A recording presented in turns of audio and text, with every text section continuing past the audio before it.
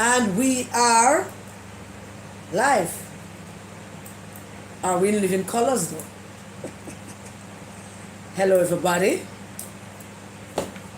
I trust everybody's good and well and healthy and ready for a live. Good night everybody, good night. Yeah, I know. Good night, good night, good night, good night, good night. And all, I haven't heard from you for a while now, but good night. Good night, everybody.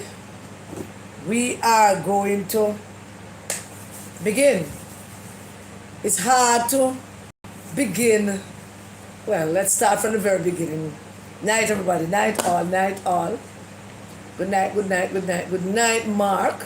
Hey, good night, Mark. Good night, good night. Good night, Carlene, Peter, Andrew, Matthew, Mrs. Supper, Alfonso, Kimberly. I can't see, they're moving too fast. But good night to you all. Pleasure that you could join me. I'm pleased that you could join me, and it's a pleasure to have you. I met a fan earlier this evening up in Plantation Heights. Didn't get the name, but I got the hello. Hello to you. Don't know your name, but hi. Thank you for watching and thank you for being involved in what we do. We have a few things we want to get through tonight, and we want to see, if we can get through to them. I'm trusting that everybody is have them thing well set up for election day. Patricia, I'm looking pretty. I know. Thank you, Patricia. Just kidding. Una ready? Una ready for the elections? Everybody ready? I am never ever ready for election. God's truth. Never ever ready for elections. So there we go. I made the notes. I did. I typed them up. I numbered them, and I have them right here in front of me. But for some strange reason, some of it don't seem like, that's the way I should start it. The way I have it worked out, 1, 2, 3, 4, 5, page 1, 2, 3, 4, 5. But let's start from what's the last thing that's on everybody's mind, and that is the polls.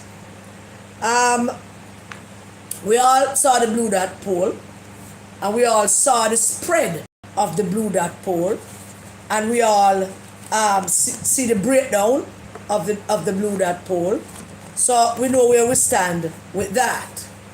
But then again, the Dan now came out with his, because he should, and he would, and he has to, and there's no other way to do this than him coming out with a poll.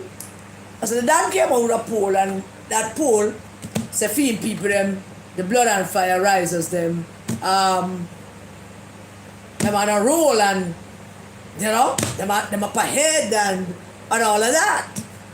Now for some strange reason, I can't find, apart from them and their internal people and people supporting them, I can't find a soul who believe that, except them, that they are winning. And the strangest thing about winning and losing is not a strange thing, is that when you're losing, you do all kind of crap to try to see if you can recapture the narrative, to see if you can put things out there to make people believe you that you are winning. But the truth of the matter is, when you do that, it's because you are losing. And because you're losing, you feel this need to constantly put things out to say, me I win. See there? Me I win. Look there. Look over here, sir. We are win. Look over here, sir. We are win. But the truth is, you're not winning. Because if you were winning, you wouldn't have to do all of that. So we're going to talk about that just a little bit with that. Now the thing about the Dan poll, you saw the things that we put out yesterday. Michelle put out most things, and I shared it with her. During the local government elections of 2024, the Dan did a number of polls.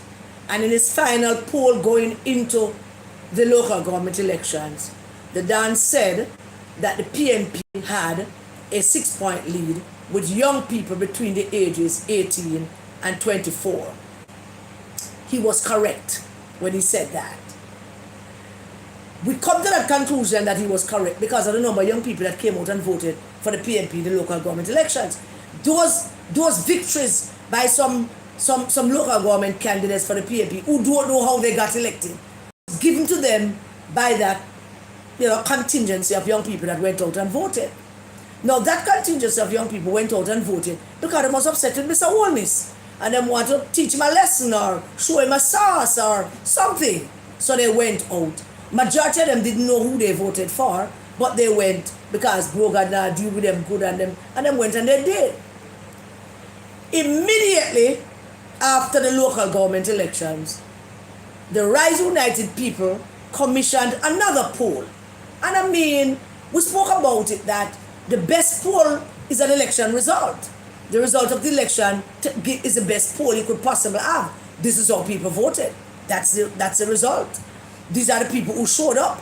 That's the result. These are the people who didn't show up. That's the result. But to continue their narrative of poll proving that they are winning, the Rise United, Dayton and Peter Bunting, it's for them thing, decided that they're going to do another poll to show that they're still winning even after they really did not win the local government election. They won additional seats. The GLP lost some seats, but the GLP kept 7 councils, they kept 5, so, or something to that effect. So there was that. In that poll after the local government elections, the Don says, and we made a big deal about it because we analyzed it, we looked at it, and we put it out. And the Don said in that after election poll that 5% of young people within that age group are now supporting the JLP and not the PNP. The same 6%, give and take a few, that was supporting, that voted for the PNP, the local government elections, it left immediately. That's basically what Dan said. They left immediately. And that is why we concluded that they went out to show Mr. Holness how upset they were and to dry him up and whatever it is that they need to get him attention. So the dad said that. Now, in this poll that he published yesterday, which he left out a whole heap of curious things and all kind of things that are left unanswered and all of that. There are 2 things that he said yesterday that got my attention. And I asked Michelle to look into it for me. 2 things. One, he said that older people are coming back to the polls. Older people are coming back to the polls and the young people have no interest in the polls. Both things are not true. Absolutely not true. And let me tell you why I know it's not true. One, older people never left the polls. Older people never, it's common sense. It's a simple common sense argument with older people leaving the polls or coming to the polls. During COVID, the people that showed up to vote were older folks. They wanted to come out and they went out and they voted. The thing about older folks coming out to vote is that them come out to vote because them have nothing else to do. Them want to come out of the yard. And notice them when them come out to vote. Them dress to back foot. Them walk with them stick, come in at them wheelchair, and them not ready to leave when them done vote. Because they barely, hardly ever get let out, and going out to vote is a big thing for them. We experience it here a lot. We are our senior citizens. Them don't want to go home when them vote. Them want to jam a little bit because them get to vote. Them like the idea of waiting in the line as long as them can sit down or cut somewhere and observe things. So older folks never left voting. Never ever in the history of voting has older folks left voting. Because if older folks left voting, then nobody now vote. It is the young people who normally don't show up.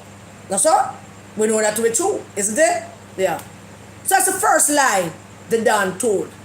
But having said that, he also said that those older folks that are coming back, because they never gone away, but him said never come back. And those older folks that are coming back, he said, are breaking for the Rise United PNP. Remember, him said older folks that are coming back are voting for the Rise United PNP. Now, having said that, he did not provide us with any information. How much percent of them? I mean, yeah, all right. Never come vote. Tell us how many. He did not provide us with that information. He did not say the Rise United PNP have them by 5 or 10 or 15. I don't know. And just never give us a figure. He just said never come back, as if they had gone somewhere. And he never even provided us a backdrop to say they went somewhere, because we know them never go nowhere. But he provided no figures for that. So I conclude, don't know if Michelle agree with me, but I concluded that if he can't give me a number to say the older folks that he says left, who are now coming back, and now leaning towards the PNP, what percentage is that? Is it by 2, 3, 4, 40, 50? Why? Why would you say that and don't give us the number? Simple. Why would you make a statement like that? Older folks are coming back to the polls. They did not leave. No matter what the Dan said, they did not leave. It's them vote. It's them vote. Them vote. I mean, it's young people didn't show up COVID in 2020. Them showed up. They did. But having said that they are coming back and they are leaning towards the PNP, by how many? How many? How much are they leaning toward the PNP? Tell us, Dan. Oh, Michelle. All right. Since the phone not turning on, I have the tablet, so you can you can get me through that. So, how many of them? Now, my guess is, and you could guess too as well, because we all could guess, if you said that older folks are coming back to the polls, they never gave us a background as to why they left, and did they really leave? They never left in 2020, Dan. They did not leave in 2020. When we were doing our first analysis of 2020, we asked the Electoral Office to provide us with information as to why the low turnout, apart from COVID, people being afraid of COVID. And I definitively asked them to provide me with information to find out if it's the old people them that afraid of COVID that didn't turn up. And no, they turned up in the usual numbers. They did. That's what the Electoral Office told me. And you can go find out yourself, or you can go ask them to tell you, to provide it for you. Did the old people stay away from the polls in 2020 because of COVID? Who stayed away? Who stayed away? So they never tell us. So my guess is, if the PNP have a lead and the older folks who never went anywhere but came back, what is that lead? And if him can't say what is that lead, then it's possible just a 0 something point or a 1 point, at best a 2 point, because him can't tell you what lead them have. Is it 2, 1 point? What lead do they have? Maybe they do have none. But they don't have to make things up to, get them high or whatever it is that they do. So that's the first thing. The second thing is, there has never been a poll from him, the Don, that does not state very clearly where the young people are. And the Don with him liar, nasty, dirty self, that man that has lost every integrity that he had before, told us that the young people are staying away. We're done. They showed up at nomination everywhere you turn. They showed up. Them outer road and them green armband and them green something on them bike. Everywhere you turn in Manchester, the young people are there. Where, Dan Anderson, has the young people staying away from poll? Did you see Damian Young's nomination crowd that has not even slowed down? Them busy like bees. Are you telling me that them not going to vote, Dan? Did they tell you that them not going to vote? Because a far as we know them going to vote. Where you get that from? That the young stay away from the poll and the old go into the polls. I'm going to explain it to the people, but I want to tell you what the answer first. But having told us that the old coming back as if they went somewhere and not telling us what's the percentage of that them are going to the PNP and what's going to the JLP, having not telling us that, then you go ahead and you tell us that the young not showing up. But then Dan, you never tell us how much of them say them not come. Nothing. That has been your most focal point in all of the Dan's polls. The focal point for him has been how many young people said them are show up and not showing up. But the Dan can't give us that number. Why? Why you can't give us that number, Dan? Is it that because overwhelmingly the young people supporting the Jamaican Labour Party? Overwhelmingly? Do you see that picture in the paper in the Gleaner this morning? With the young people, the Gleaner featuring about something, and how them say them is the government policy, and I'm glad for the government policies, and all the rest that was in the Gleaner this morning. I'm going to post it on my Facebook page. About all of that. Where, Dan? Where you get that from? So, it can't tell us what percentage of old people come back and where them going, from wherever it is them coming from, and it can't tell us what percentage of young people participating or not participating as according to him. So let me remind you all how the Dan does those polls. Every time them need a boost, them go out and they do these rallies. Them doing the parish rallies from forever when. And every time them finish a parish rally, the Dan come in and he does the polls and give them the numbers that they want. You know, that's what he does. And go in at the PNP strongholds and give them the numbers that they want and the one that make them look good. That's how the Dan does his polls to satisfy Matalon, because Matalon own him. Matalon own him now, street and live. Matalon own that slimy, shiny black man who once was regarded as a man of integrity in this country. And him provide those polls for them. And him say, this is a poll. And them get it and them run out.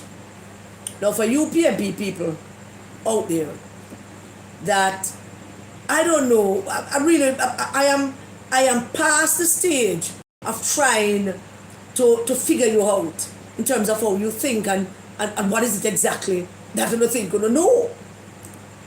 Because you don't seem to realize that the polls over the last 2.5 years that they have done doing these polls, it is designed to keep you in line, to keep you on blood and fire, to keep you high, and to make sure you don't go away, to make sure you stay, to make sure you walk around and tell everybody, say, we are win, we are going to win. And I have the urge each time to remind you that these are the very same polls they did against Peter Phillips. But now they're doing it in the reverse order. They did it then to say that Peter Phillips can't win. Every poll that they did, Bunting, Mark Golden, Dayton Campbell, every poll that they did in 2019, tell the country that Peter Phillips can't win.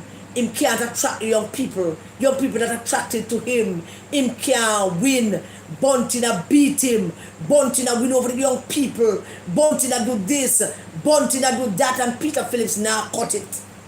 It's the same polls that the Dan did.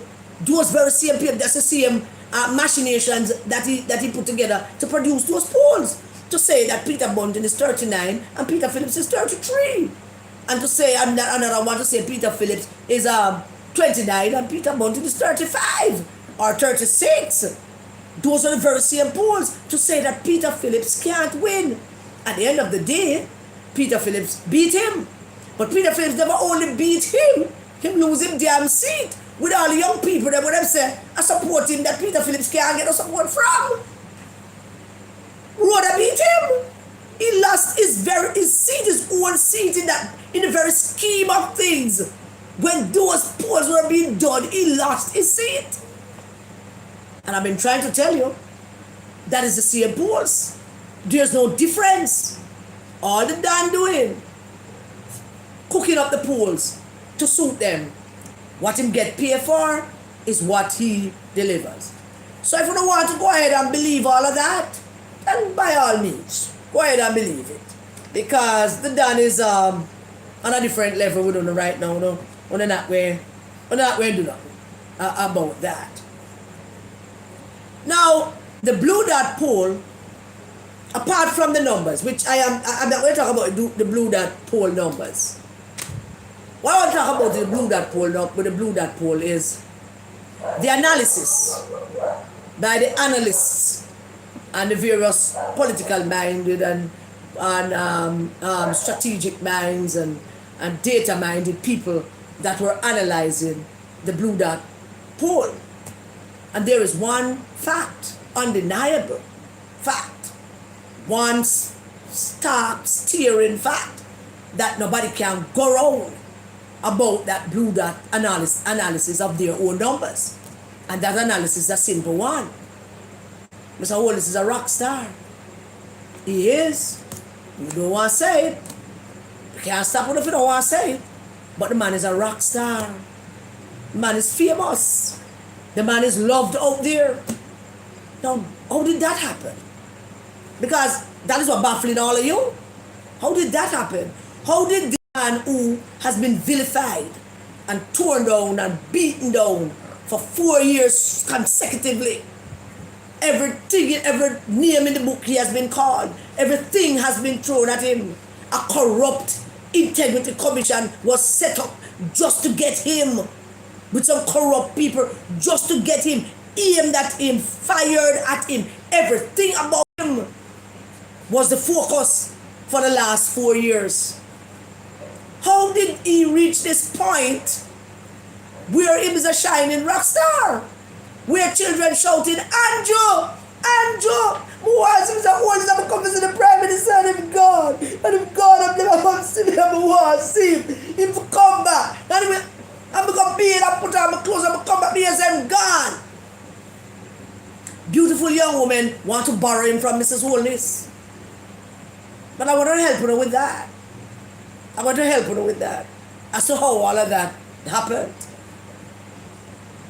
I'm going to help her with it.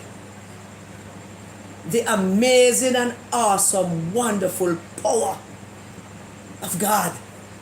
That's it. The awesome, wonderful, amazing power of the Almighty God. I don't know. I really don't. I don't know if God looked down and God said, nah, all this nastiness and things that are not lobbing at him, not right about that, so I'm going to step in. I don't know if that's what God did. Maybe one day God will help me to see whatever it is that he saw and what he wanted to do.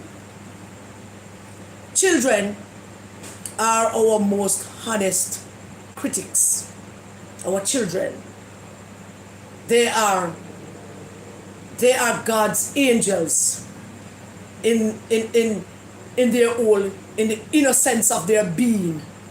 No matter what they say, no matter how they say it, no matter what they do or whatever, they are God's angels on earth. And in so many times that God used them for us to see things. And what happened to Mr. Holness was what God did through the children. Mr. Holness leave him yard and say, I was tour. And those tours turned out to be not tours and shaking hands and hugging up people and kissing up people. Those tours became something divine, ethereal. Those things became something else altogether that maybe in a couple of years we might figure it out. But whenever Mr. Holness walked into a market, it wasn't a tour, it was a stroll. It was, I came to visit you. It was, well, me did come for go on somewhat, the good lads have for come here, so I'm going to check out the yam, I'm going to buy one shot. It was a slow, involved stroll to talk to people and see people. That can't be anything no PR organized. That can't be nothing that him can do. That is the awesome power of God. You can't You can't meet that, you can't match that. You can't. And him stroll into a market and him buy a shots and him buy some ginger and I criticize the people, them ginger, them look mager, one of them look fatter. Buying a shots, buy some juice from a man. The young women, them looking at him and going like this. You know what the young people think. The children, them running to him, live one of that and this one and that and him stand up there the water and run him have to lift up somebody. Sit down with him in their lap, touching them head, playing with them, laughing with them, asking them their names. That, I hate that. That is what that is. Rockstar status. The last person that had that was Push was the last person that had that. Not even Michael never have the kids ever run him down. Pusha. We have never seen anything like this in our politics ever. Where children are run down and run out and ask their parents if Andrew will come. If Andrew will come in all their purest form of innocence. And if it was up to them, this would be over. Long time. We would need tomorrow, Wednesday. This would be over. It was up to them. They came out and their parents took them out. That is that organized thing. That, ladies and gentlemen, is the awesome, wonderful power of God. Children just come. Their parents just bring them. They want to be in his space. They want to hug him. They want to touch him. They want him to lift them up. They want him to kiss them. They want him to remember them. That is not politicking. That is the awesome, wonderful power of God. And that is what it is. And with that, him develop what I call a group of little people friends. And do you know what those children bring to him? Something my mother used to call good juju. Good juju.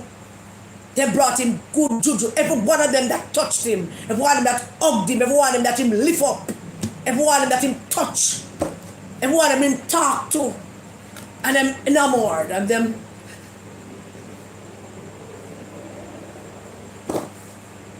they are glad and they are happy. The man that walk around have him and stick up in them bottom, him can't get that. Him don't attract that. No good juju not there for him. That don't reach him. That can't reach him. That is the awesome, wonderful power of God Almighty himself. And so, when Mr. Holness step out, he must stroll out. Like up on a tour. I walk slow, 1, 2. I hold a conversation with a PNP man who buck him up and say, you do good enough. Yeah man, I like what you do. But PNP in my blood. Now, who tell me something? Huh? A PNP man with PNP in his blood. You do good enough. Yeah man, I like things that you do, man. Yeah, you do good. But PNP in my blood. And you can't combat that. And you can't pull that. That cannot be pulled. That is way above you. Way ahead of you. And you can't do that. So, that explains how the Blue Dot people were explaining their polls. Because that's what they saw on the road. No, Dan can't do that. Because Dan can't do that. Dan over there hang out with the people, then we hang out with the devil. So him and them and the devil having them good time over there. The devil over there maybe run rampant over there, them and them enjoying themselves. Them and the devil over there enjoying themselves. And Mr. Holness and the local people friend them having a grand time. Walking through markets, strolling. The good juju. The light of God that shines on him through the children. through those kids. Every time one of them hold on pan him foot, him get the light of God. Every time him live up one of them, him get the light of God. Every time him have conversation with one of them, the light of God is exchanged between him and them.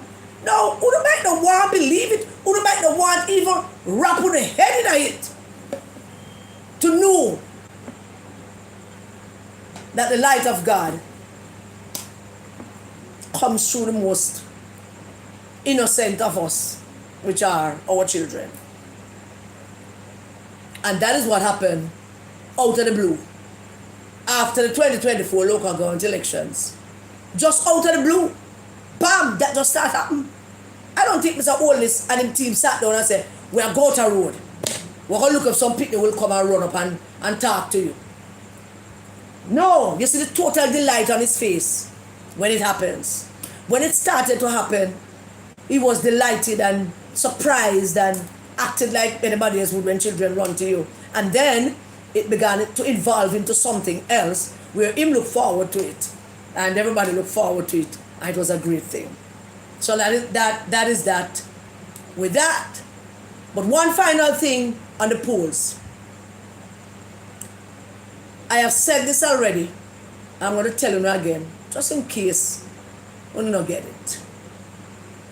Throughout the last 4 years, there has never been a time, ever been a time when Mark Golding is ahead of Mr. Holness. Not even when Mr. Holness was down, Mark Golding was never ahead. Ever. Not once. I have said it before, you know. No matter what the Don poll, I have said it before several times.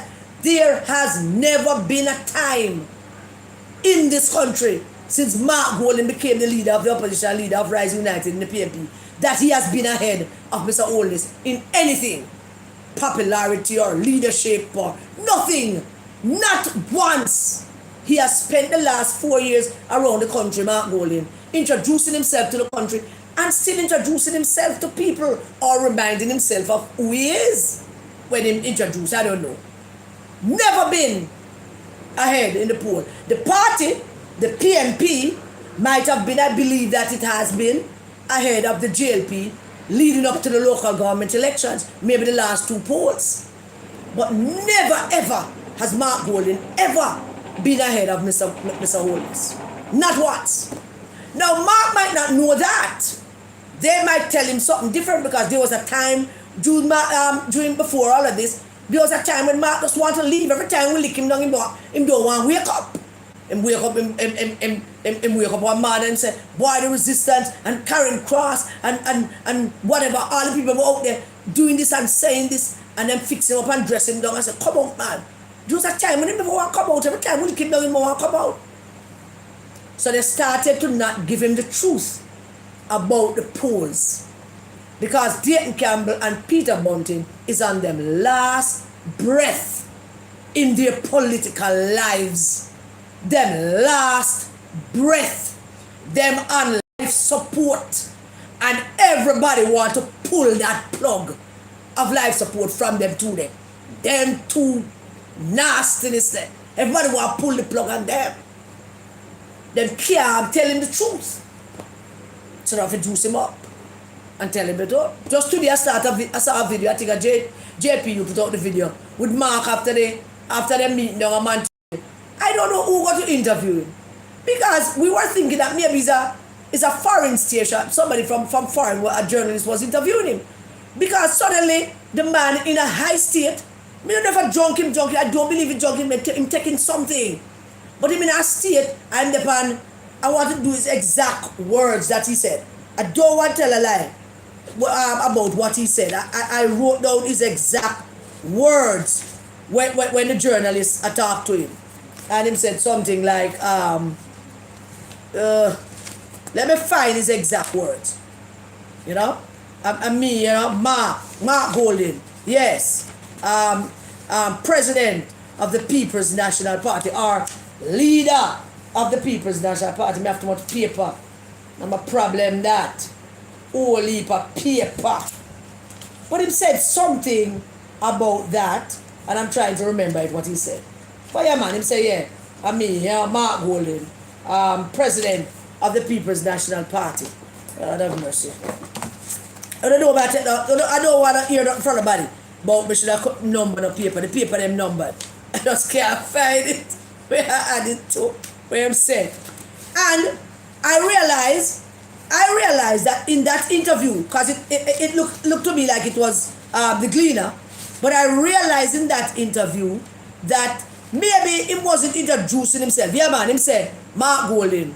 Like the reporter said something, I'm go, sir. Yeah. Mark Golding.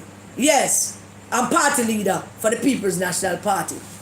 The eve of election, the leader of the People's National Party, who is vying to be leader of this country, is still introducing himself.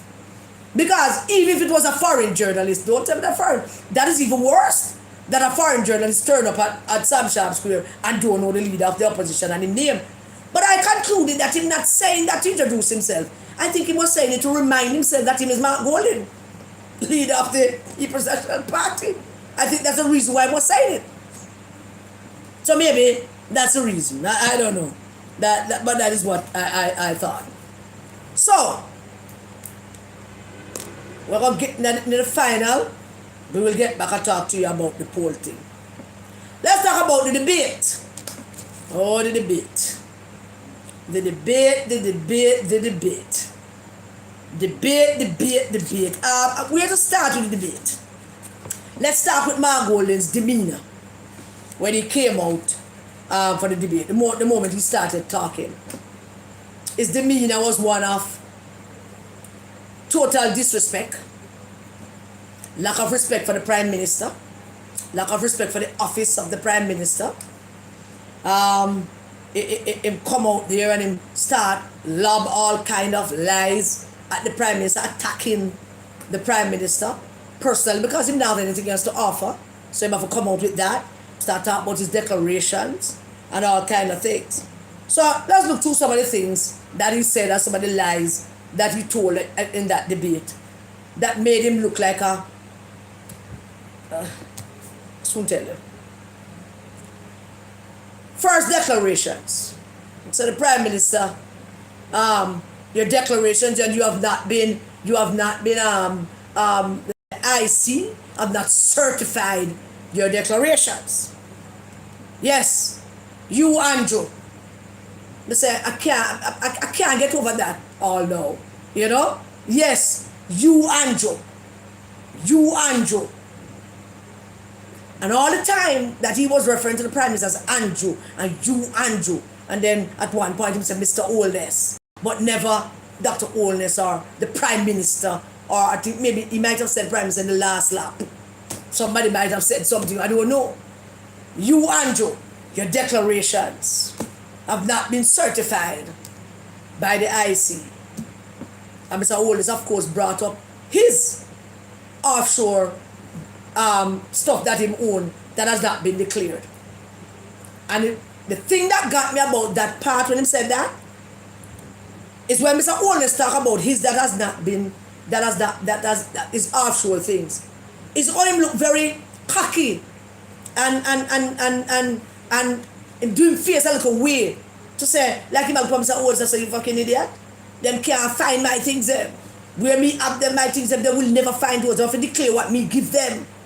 That's basically his demeanor, his posture when he responded to when Mr. Holness said, you have not declared your offshore businesses and accounts and money and your slave owning money. Mr. Holness I say all of that and me I say all of that.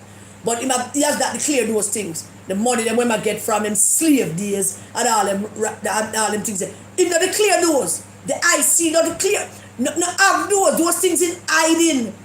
The problem with the IC and Mr. Holness and Mark Golding was always that him have better accountants and better lawyers. So him can hide his. But then again, him can hide it of course. Because Greg Christian, Justice Panther now look for film one. Never mind massa. We don't need to see that, sir. You keep that hidden, sir. Yeah, we hear about it. We even have a look a piece of paper to tell us where it is. But don't worry yourself, massa. We got you.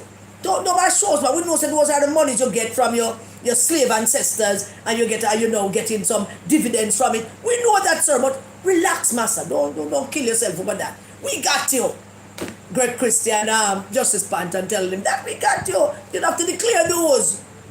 So he can stay up there, rub him out and looking very smug about it. Like him a laugh after Mr. Holness. Say, look how the man them I do you and them can't do me that. Because them can't find my money. Or him probably saying the man, my man them.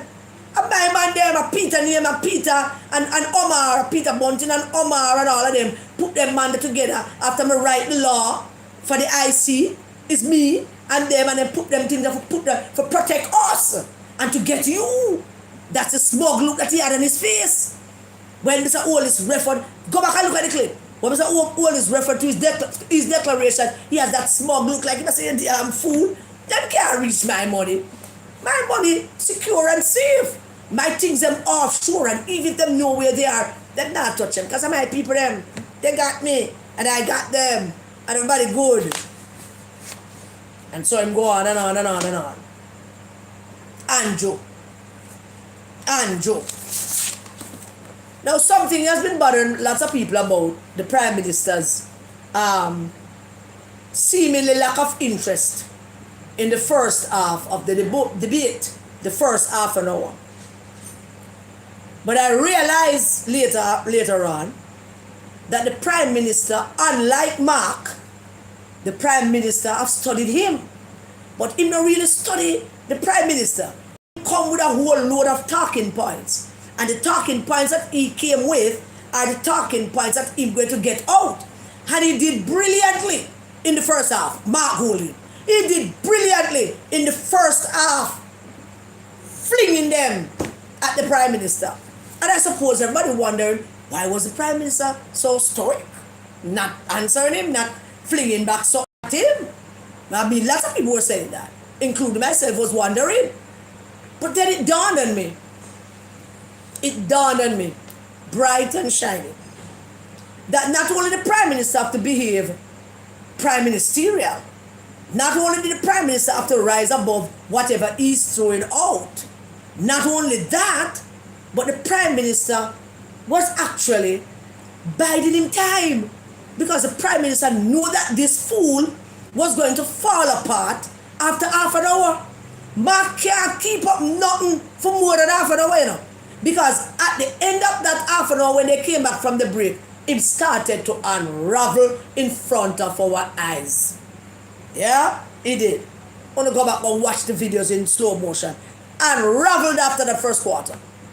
When the young fellow asked him about his citizenship and his British passport, and all hell broke loose. And him just never came back after that unraveling. And he was befuddled by the question. Like he was looking around and said, how did you guys make him ask me that question? I don't understand how that question came in. Didn't we agree that question was going to ask? Yeah? That is what it looked like.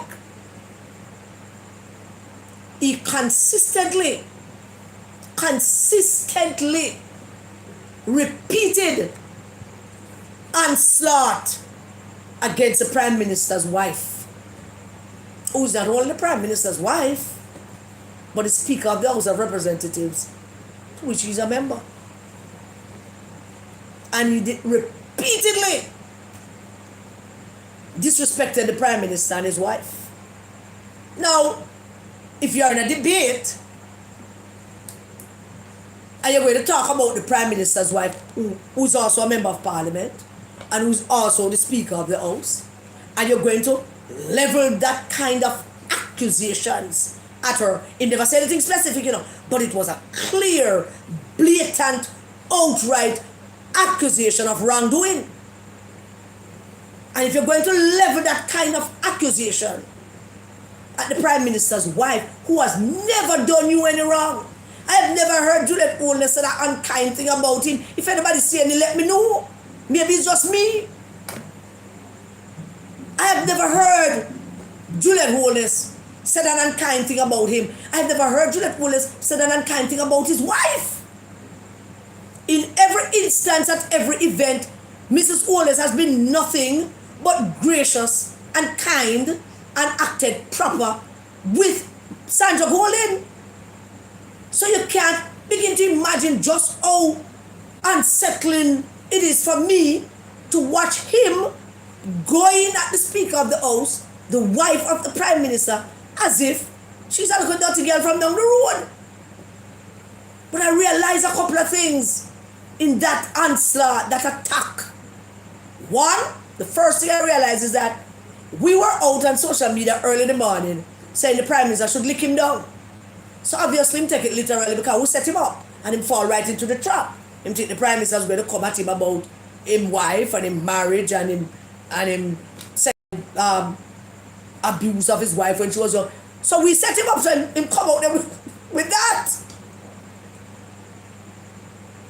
Mrs. Holness is somebody that irks Mark Golding. She grinds on his last nerves. Him can't stand the thought of a Juliet Holness. Just like him show disrespect to the Prime Minister because him can't stand the thought of this little boy from 56 Cumberland Road leading him. Him can't stand it. The boy from 56 Cumberland Road standing tall. Children love him. Leading the country. Him can't stand it, which is why he don't want to be anywhere with the Prime Minister. It galls him that this boy from 56 Cumberland Road is the Prime Minister of the country. And him have to pay homage to him. So I don't really go anywhere apart from like church services and stuff because everybody is equal in the eyes of God in a church service. It's a Jewish thing too with that. So he can go to those and feel comfortable. He don't like to be near the Prime Minister. It's him all ancestral blood boil for that. You can't take this thing for joking. It hurts him in the worst kind of way. He can't stand the fact that a black woman, a black girl from Spanish Town in a market that sells plastic bag and whatever else she was selling when she leaves school at evening time. And she and the boy from 56 Cumberland Road meet up and fell in love and hanging out and married. Normal, ordinary married that nobody can question. We know which part they married and when they married. And can't stand it. So he thought that this businesswoman, this entrepreneur, this black woman who happens to be the Speaker of our House of Parliament is above him in every way.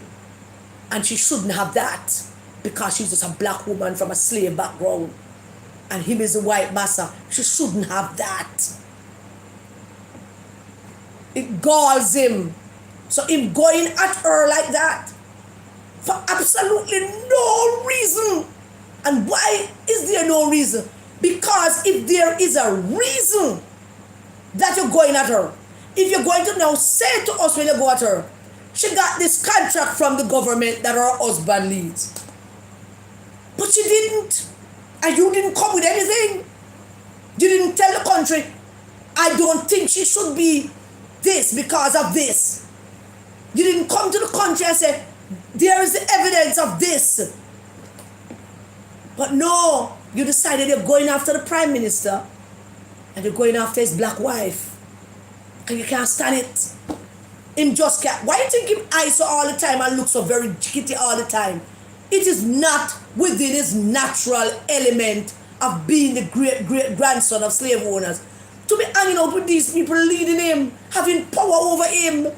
Him can't manage it. Is that unravel him time after time after time. Everywhere him turn up with the Holnesses, he is very anxious and befuddled and can't stand it. It's his ancestral blood that is boiling, that he is, and they are above him, he is beneath them. And them don't look at it like that. But that is what him said. So I'm going at Mrs. Holness. And Mrs. Holness, neither Mrs. Holness nor Mr. Holness has ever said an unkind word about Sandra Golding. None of the two of them.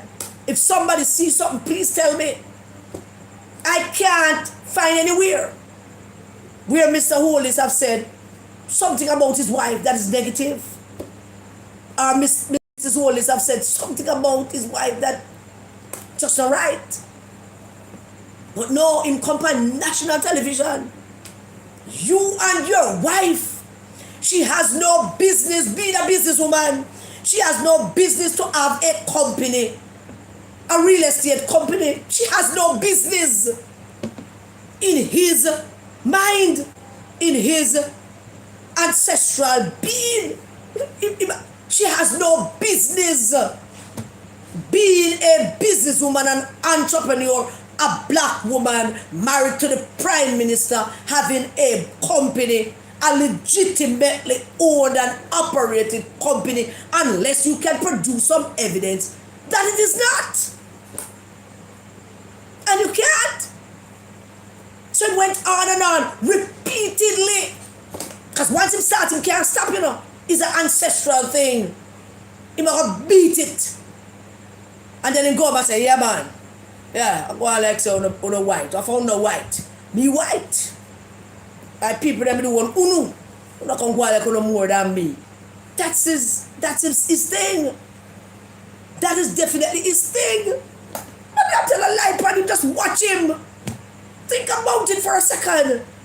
For what God-forsaken reason would he have to have gone at Mrs. Holness the way he did, repeatedly? Never just mention it one time and make it go on. And I'll come mention us and just go about him repeatedly.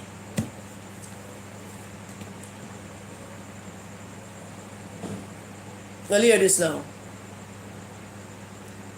We here in the resistance have tried our best. We like to big up our chest and tell ourselves that we are the ones that free Sandra. Because we think that Sandra Golding was not free.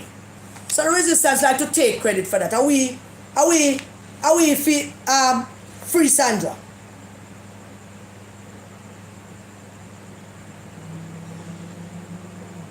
He went on to talk about the Prime Minister of 28 bank book when he knows that it is not true. But the truth won't mean nothing to him. I'm coming back to the Mrs. Holness thing. I just want to make sure I don't miss this.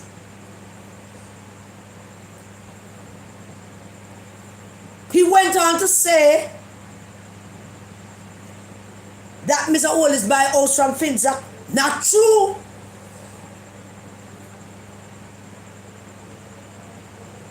He went on to talk about Mr. Holness withdraw money from Ponzi scheme, the CM business that was running, that everybody was putting money in, and Bunting withdraw his own money as well.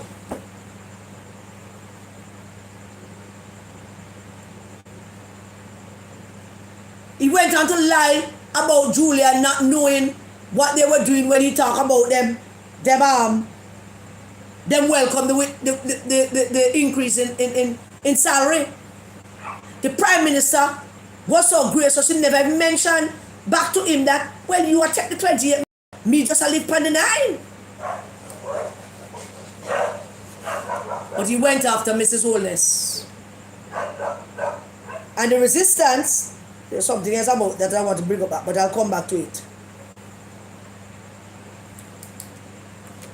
The resistance have always prided ourselves as we are the ones who free Sandra. And in all the years that we have been out here and going at him, whenever we mention Sandra Golding's name, it is to point out to the country what this man has done to this woman who is his wife. We went through pains and length to do that. When people criticize her dresses, which she says she makes, we curse him, not Sandra. Because she's a black woman. She was just a girl when him start fuck her off in that mansion up there. And when him breed her and refused to marry her.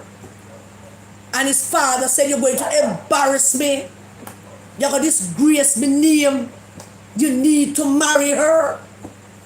And him bawl and scream and go with one antics for months, saying nah marry her because his mother was in the corner of him, telling him not to and quarreling with his father, don't force him to. That's after him breed after the young woman. Repeatedly, sexually abused the woman. Repeatedly. Until him breed her. And then, finally, his father must tell him, say, I cut him off if he not marry her. So John Golding, in all his lies and his when go on with Boya, did an honorable thing. Buy them a ticket and send them to Miami and say, go and get married. And he got married in Miami. Yeah, he did. 5 days after the wedding, Sandra gave birth to their first child. 5 days. I'm looking for something to share with you. 5 years after the wedding, the shotgun wedding, Sandra gave birth to their first child. And he lied about being married here because we have the marriage certificate. I don't just have the information which I read out to you the last time.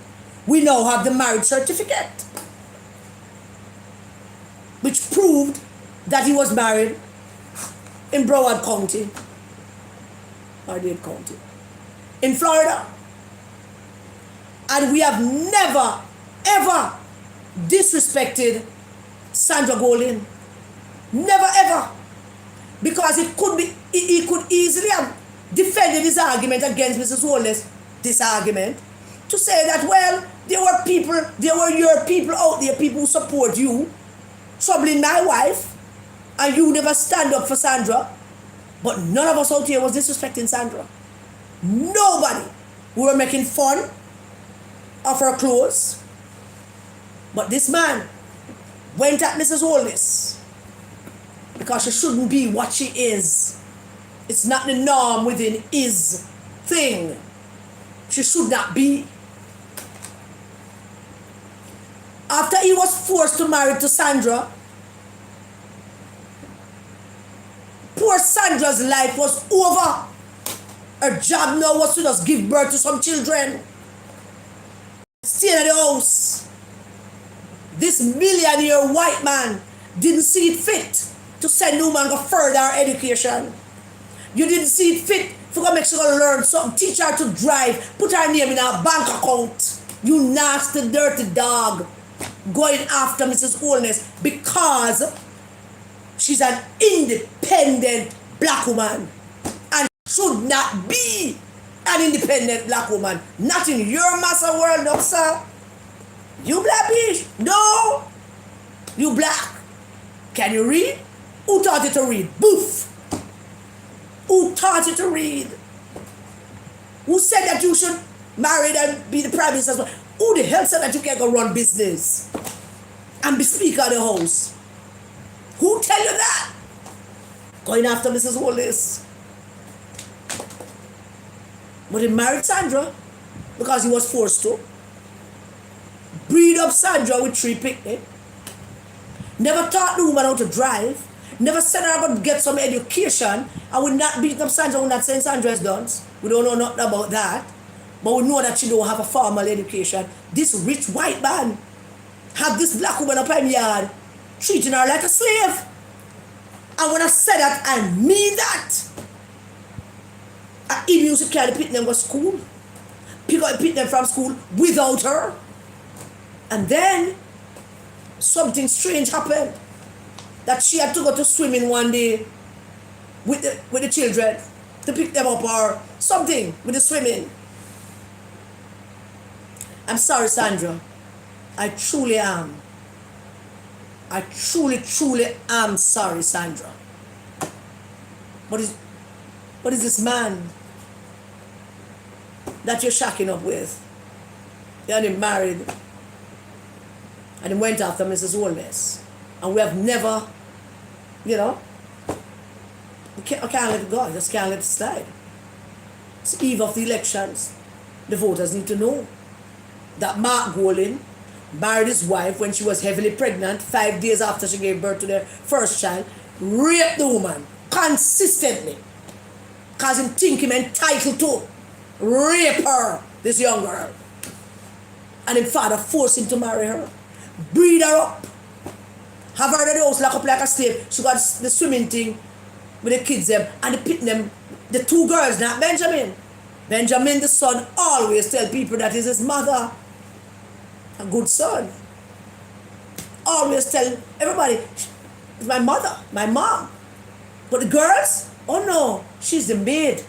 You dirty, nasty Mark Golding. You can't leave this country. You sat there for years while your kids are calling their mother maid. And you did nothing to let them stop.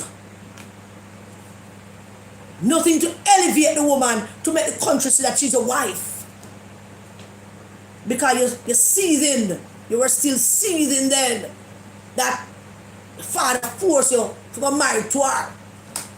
Or married to her, you're supposed to get somebody else who come from your ilk, who had slave-owning grandparents as well. But you couldn't get them to slap around anytime you want to release a nasty sour self. So you have Sandra, to go breathe down your Sandra neck because her mother worked for you and she did there help her mother. The whole August don't know the story.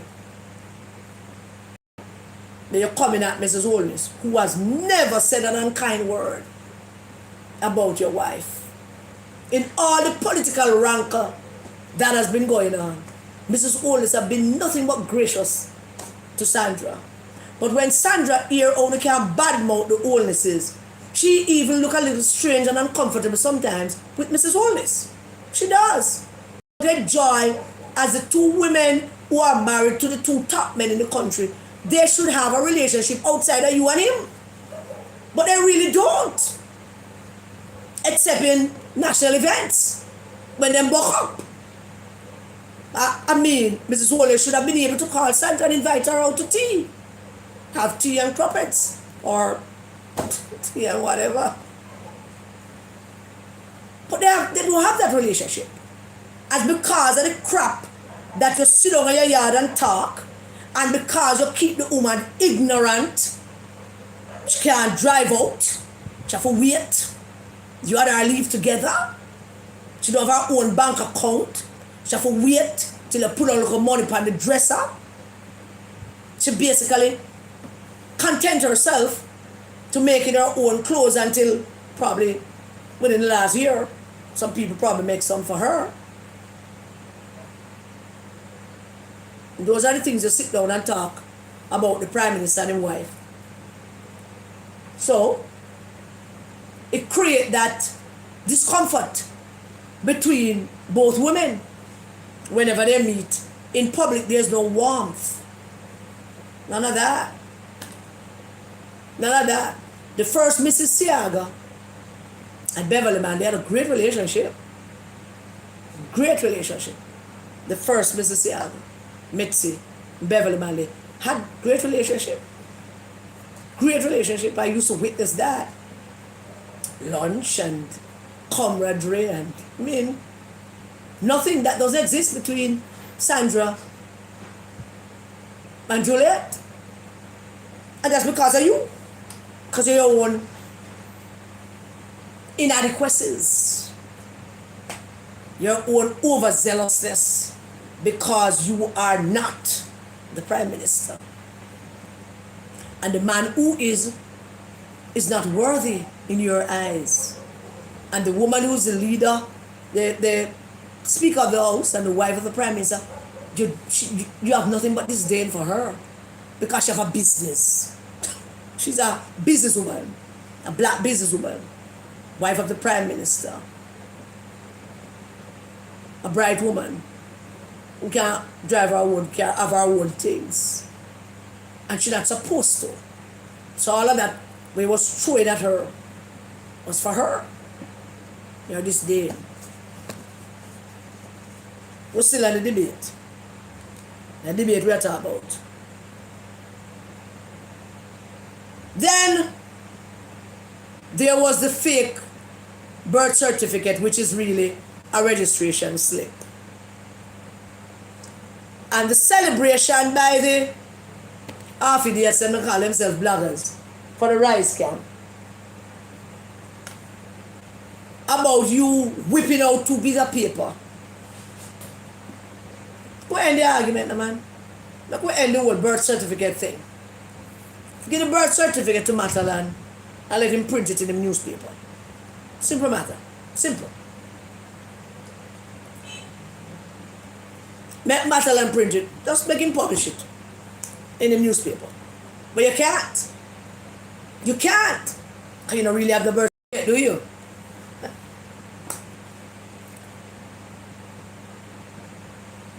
The fact that a candidate for Prime Minister of the country has to arrive at a debate with paper to prove his authenticity or to prove that he have a right to be there, that alone is daunting.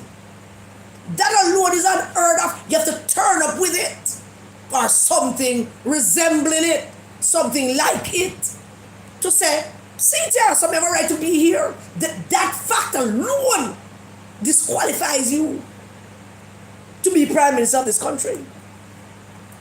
Totally disqualify you. Can you imagine? The man who wants to be Prime Minister have to turn up and say, see there, yeah man, truly man, I have one thing here, look like a prescription. That one a medication thing. And yeah, see my birth certificate here. I hear you, I see you. Yes, see my birth certificate here. What's it a birth certificate? It's a registration slip. And you don't have a birth certificate here. About that. Still on the debate. The first question of the debate was to Mr. Holness. And it was asked by Dean Jackson Miller. And Dean Jackson Miller, under no circumstance, could convince me that she were not a part of Mark's preparation team. There's nothing she can tell me to convince me that she was not in that room preparing him for that debate. Yeah, I get it. She was. Nothing she can tell me. That question when it came, I don't know what Uno watching now, because my eyes are focused on him. Because his body language, his eyes, his facial expressions, him look at smirks, him look at smugs. Those are the things that gives him away every time. Can't help himself. First question to the Honorable Prime Minister. Where blah blah decorations I see now. Go back and look for the tape and watch him face. He knew it was coming. Him prepared for that one till it not funny. I mean, he would have been normally prepared for it. But in this case, he was overly prepared. Because they tell him, Diane told him, this is the first question I'm going to hit him with. So be prepared for the follow.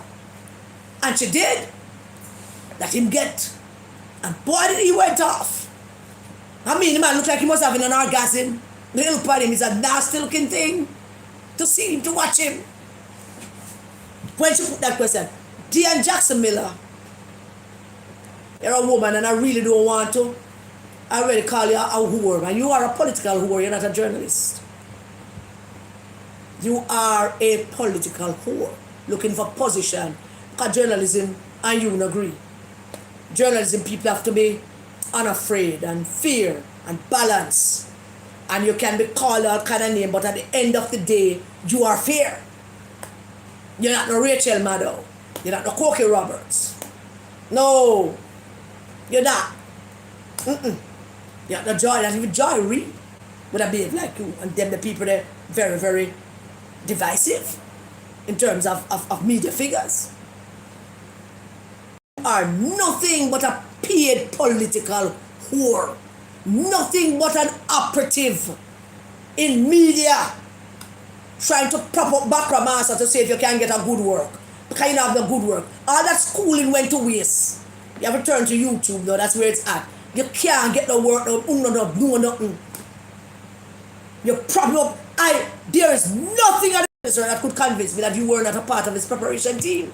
I'm sure you were. And he well prepared for that question. He knew it was coming because you had prepared for it. And when you went further, when him start unravel in the second half, when Mr. Holness start get him back, because him half an hour run out, because Mr. Holness knows him going to run out after half an hour. And once the young fella asked him about his citizenship and all of that, the whole thing went downhill for him. And you tried to save him, Dean Jackson Miller. You not only ask him the question, you did the follow-up question to provide him with the answer. You are a disgrace for a journalist. And we're not talking about Cliff Hughes at the NNN. All Jamaica listen to Cliff Hughes at the NNN. Because in spite of whatever we may feel about him, the entire Jamaica said, in fear. And that's all a journalist needs to hear. The only thing a journalist needs to hear is that in fear or she fear. No matter what her political belief is, she's fear or is fear. And they say that about Cliff Hughes. And that debate commission, nobody can go work. That have a dash way. That have a burn down totally. Can't exist. That debate commission. We don't know what that is. We never know what that is about the debate commission. I'm going to cook up this to come, still trying to get the Prime Minister. And because we can't get it on the merits of argument and policies and even political posturing, because we can't get it on that merit, we have to come at him with every nasty thing that we have. And you, Dean Jackson Miller, you, Dean Jackson Miller,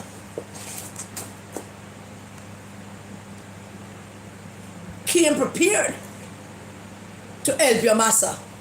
I'm following. Came prepared to help your master and did help him.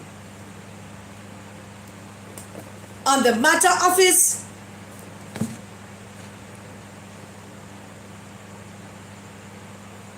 allegiance to Britain and his passport, when the fellow asked him, the next lie that he told was that he did not hesitate to respond to concerns about his allegiance to Britain. Oh, come on, people, man. I could go back now, man. You don't want to go back with me, I don't want me alone go back. Come in and remember our fight. First, he said, do have to give it up. Then he come back and says, him father thing, and him get it, and him get it from my father give me. Then he said, no, the laws of the country protect me. No, they're not going to have to think about it. No, then they're going to pray about it. And then, no, you did not hesitate. Man, you did not, you certainly did not hesitate. Of course not. You never hesitate. You just simply decided that you need some time to come up with a good argument. You hesitated, you itch. You paused. You provided every possible argument as to why you should keep your British citizenship and be in our parliament and be Prime Minister. You did everything in your power to push back on us. You did not immediately say, okay. You did not. And let me remind the country that not only did you not hesitate, you defended it. You defended it with gusto. 2004, you renewed it. We just go back to 2004. And since you renewed in 2004, you renewed in 1994. What's that? And 1984. You renewed it. 84, 94, 2004. 2014. 4 decades of renewal of your British passport. And that we can live with. Except that you became a senator and a spokesperson in our parliament in 2007, I believe, or 8 one time then. And at the time, the passport was just 4 years old. And then you became a minister of government in 2012. At the time, the passport had 2 years left on it. And as minister of government, you never saw it fit to relinquish it and to get a Jamaican passport. No. As minister of government in 2014, you renewed it. Hesitate? Did not hesitate? Are you serious? You did not hesitate. You not only hesitate, you renewed. You renewed it in 2014. You planned and renewed it in 2024 if all hell had not broken loose. So you come with a birth certificate to say that you're a Jamaican. And Mr. Holness correctly said that you being born here don't make you a Jamaican. And people like Donna Scott Motley come out of that foolishness that we expect better from her. If your parents or one of them is a diplomat and the other is not a Jamaican and you were born here, if your parents and one of them is a diplomat and the other not a Jamaican and you were born here, you are not a Jamaican. So even if it's born here, you're a Jamaican because both your parents born in England. What's the matter with you? The Prime Minister is correct. Your citizenship is with the country of your parents' birth. Section 3A of the Jamaican Constitution. Your citizenship is with the country of your parents' birth. And people who renounce their citizenship to they are not Jamaicans either, quite frankly. But worse, if you go pledge allegiance to another country to get a passport, for example, you're not a Jamaican citizen. And that need to change where people can renounce, and by applying for citizenship to America or Canada, and then have that citizenship and claim citizenship to Jamaica because you have a birth certificate and come here, come apply for a passport. We need to plug them holes there. We need to plug those holes. They did not seek to have a Jamaican passport. And I now know why. You didn't seek to have a Jamaican passport because you, Mark Golding, knew you were not entitled to one. You knew that you shouldn't and couldn't get one. You knew. That's the only explanation we have left as to why you didn't get a Jamaican passport before you became a minister of government and you require a diplomatic passport, and the British passport will not give you a diplomatic passport. So you now go get a Jamaican passport by whatever means that you use to get it, because it's certainly not with a legitimate Jamaican birth certificate. Certainly not. Oh, that Dana Scott, if you come talk about, you're not a Jamaican. If your parents not born here and you born here, you're not a Jamaican. Your citizenship is guaranteed to you from your parents, wherever they're born. The Jamaican Constitution says so. And I may write it. Me never even know. Me never know about Jamaican Constitution. I asked for it and I got it. That's all. This is it. You are open mouth with your fake birth certificate. Still on the debate. Lies and lies and lies. Once again, he repeated the lies that his father, Sir John Golding, built the Mona Rehab Center. And I don't know what are we going to do with this man and the mountains of lies.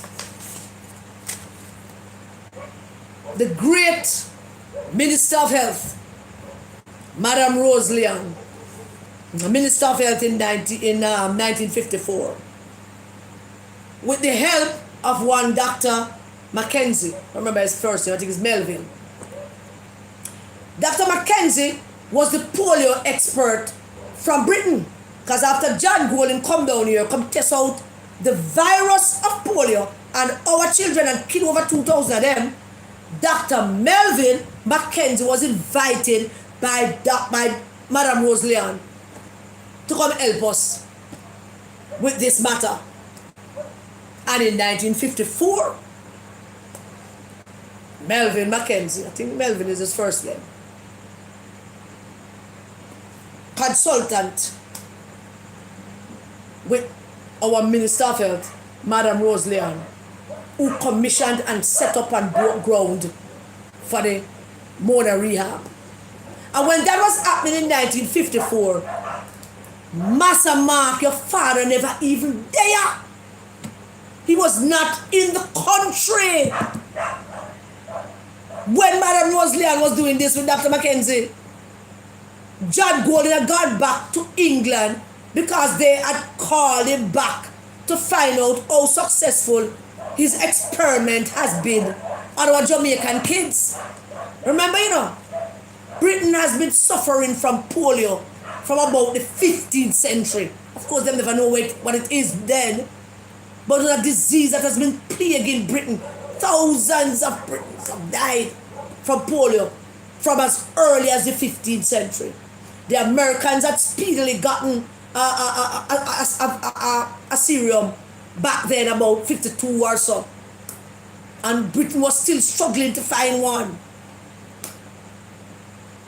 They couldn't experiment on animals nor anything down there because the laws are very strict in Britain.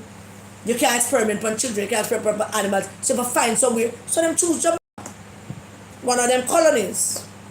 All the way down, we have pigs and we have monkeys and we are idiots. And that's what John Golden came here to do.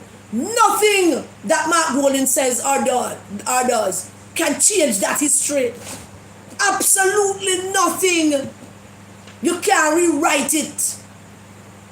It is as it is. That's the history. Rose Leon set up the Mona rehab with Dr. Mackenzie. John Golden was not even here. Wasn't present at any of those meetings or consultations. He did come back. He did do some work. He did spend time there developing all kind of things and helping with the orthopedics department. But he never founded the Mona rehab. It was the government of Jamaica that did it. The government. And that was another big lie in the debate that him thought him could get away with. I don't think him like him father very much. And that was that.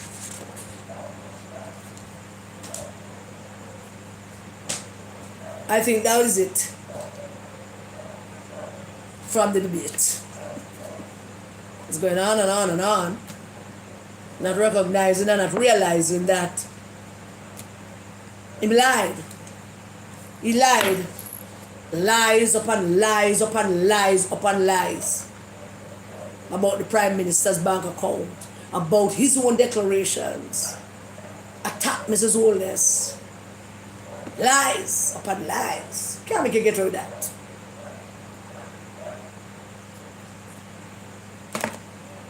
The voters of this country must know that Mark Golden was forced to marry his wife, who was young, whom he repeatedly sexually abused. Take it, him just take it because I'm a master son and them there they work and them black and she's a black girl and I'm dead and him big so nasty self and I'm sorry, I'm sorry Sandra, I truly am. I know you have no influence over him. I know this is probably the best part of your life in the public eye and all of it. And Mrs. Holness has not been nothing but kind to you. But he did what he did and said what he said, and I can't let it just slide like that. Can't.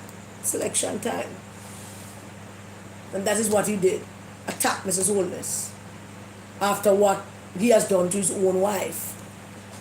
Now Jamaican people must know that his wife still don't have a bank account. One must know that in all of his companies, at least in one, His wife is listed as a director of one of his company. But the shareholders of the company is him and his children.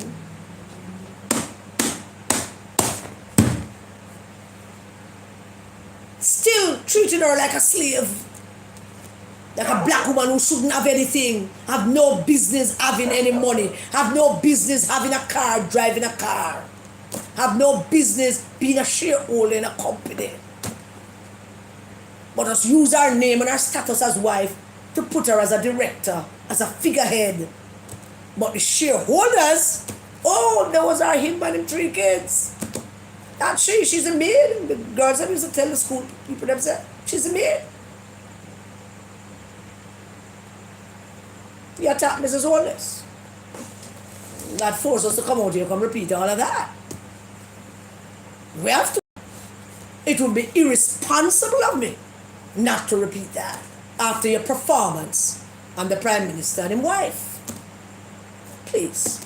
You don't expect that you just get away with that just so. Just so. And tell lie about your father founded Mona Rehab. Your father did not founded nothing. Your father bring the virus of polio come down here and never have no cure. Because there was no polio here. So he couldn't come with no cure. I bring the polio.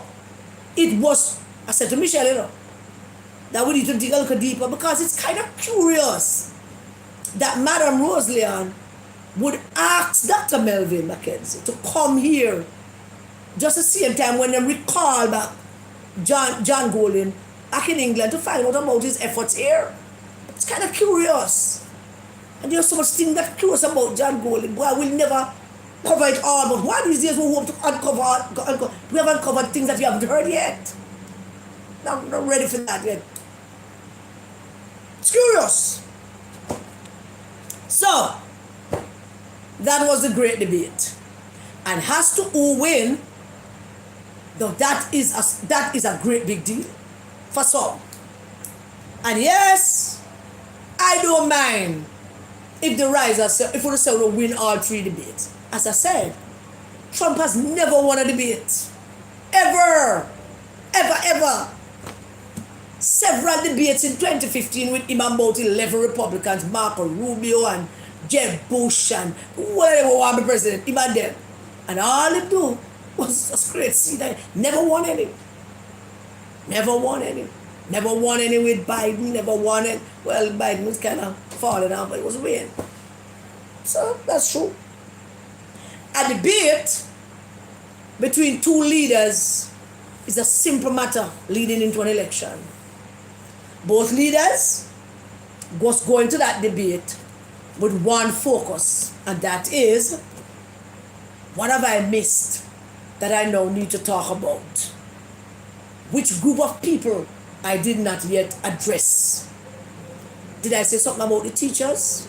No, because Mark Golden said him and Julian and all of the spokespersons them sat down and they had a retreat and they came up with ideas to write the manifesto. That's what he said. That's what he said. He's on record of saying it. There's a video of him saying it.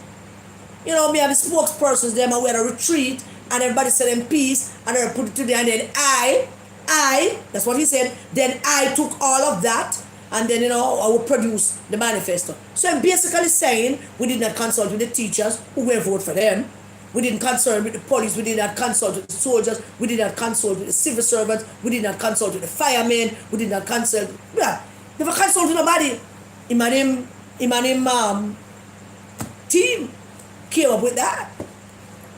And so a debate should be that you're coming to the debate saying, okay, I didn't get to talk to the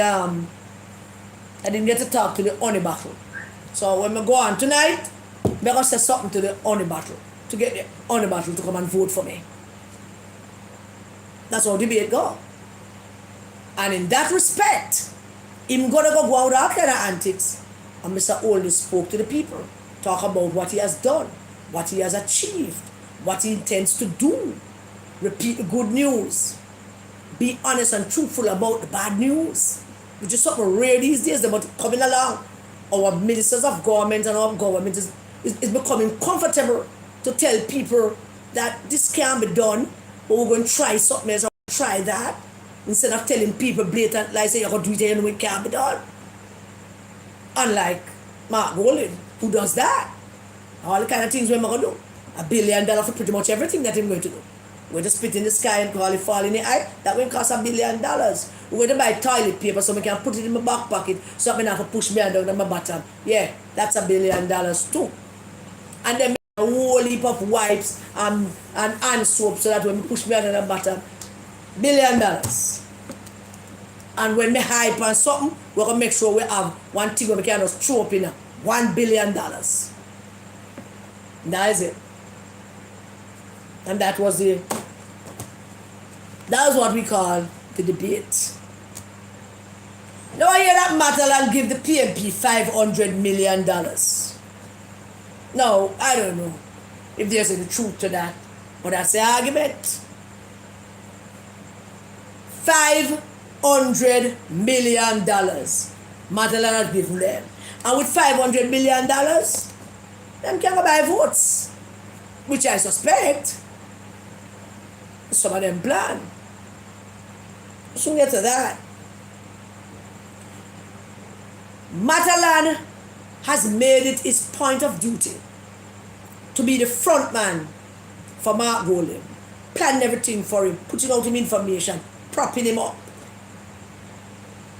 Jamaican people need to think very careful. Because we don't name Matalon. We don't know nobody name Matalon. We don't have no family name Matalon. That can't help me and you. If Matalon prop him up, it is for Matalon. It's not for you. If Matalon prop him up, it's not for anybody named Brown and Black and Jackson and Cross. Not for any of us. It's for Matalon. But we shall see what we shall see about that $500 million. I'm going to mention it again in the last part of the live. Now, the great Percival Noel James Patterson finally did a thing them call, if you can call it that, a kind of half-hearted endorsement of the pedophile that him have down in Eastern Westmoreland, profiling himself with a new name, Dayton Campbell. And when I saw the video, I nearly choked. So here's a video. This is a video of PJ looking ragged, like them wake him up at 3 a.m. and print on something and give me for read. Them look like them wake up PJ look like a Taliban kidnapping victim in front of a video. Read those words or we're going to cut your neck off. So PJ look like in an African shirt, it did look like a Taliban kidnapped victim in front of that video, reading the words that they gave him to read. Tell your president we're going to boom up America if you don't do that. Yeah. The Taliban video telling Eastern Westmoreland that they should trust Scramble.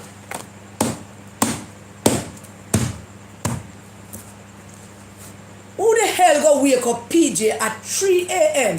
and give him a Viagra? Because it look like that, you know. When men take Viagra at 3 a.m., look at PJ again, I saw them look. I saw the whole of them look. PJ in an African shirt in front of a video, a camera, reading a thing that they write at 3 a.m. in the morning. God, man. I mean, all you needed was a desert backdrop to say that this must be the Taliban kidnapped PJ. This must be Taliban man who kidnapped PJ. All you needed was a desert backdrop or a backdrop with some old phone and all kind of thing with the Taliban they normally have.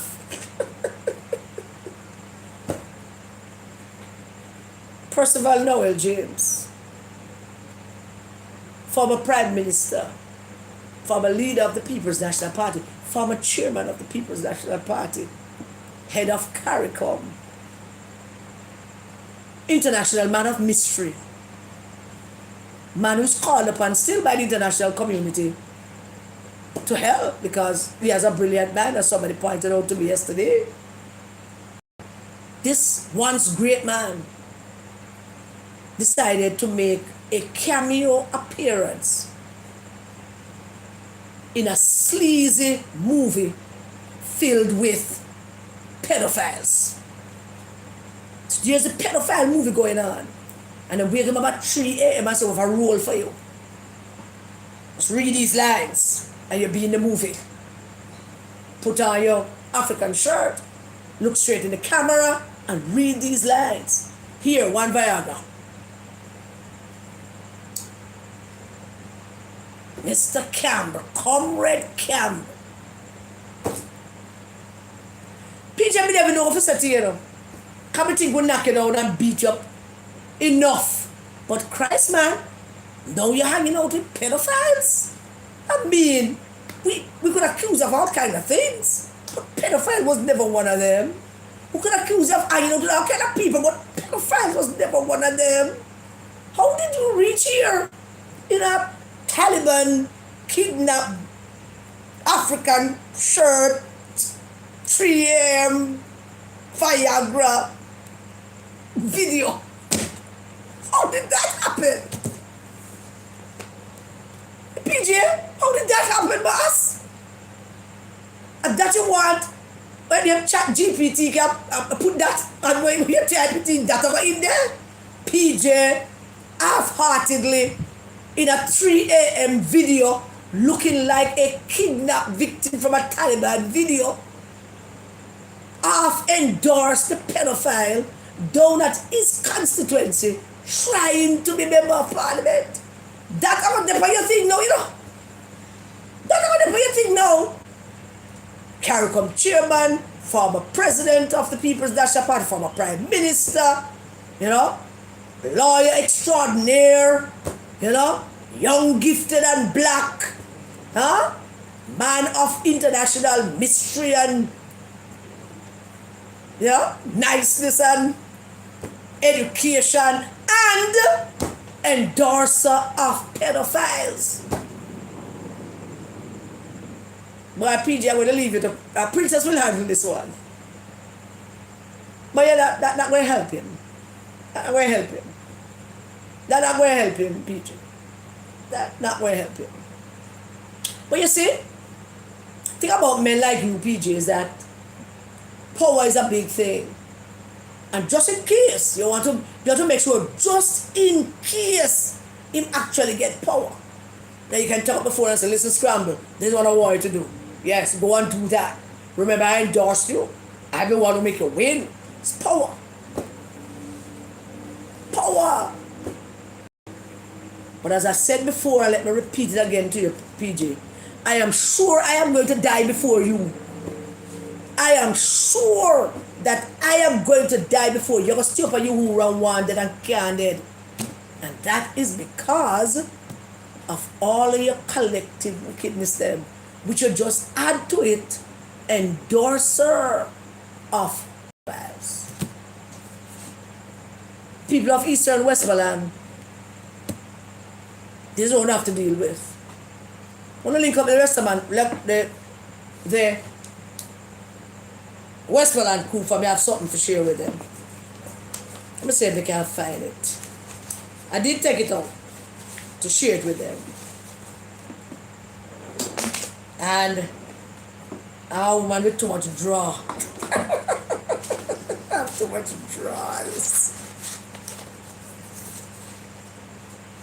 PJ Patterson, former Prime Minister,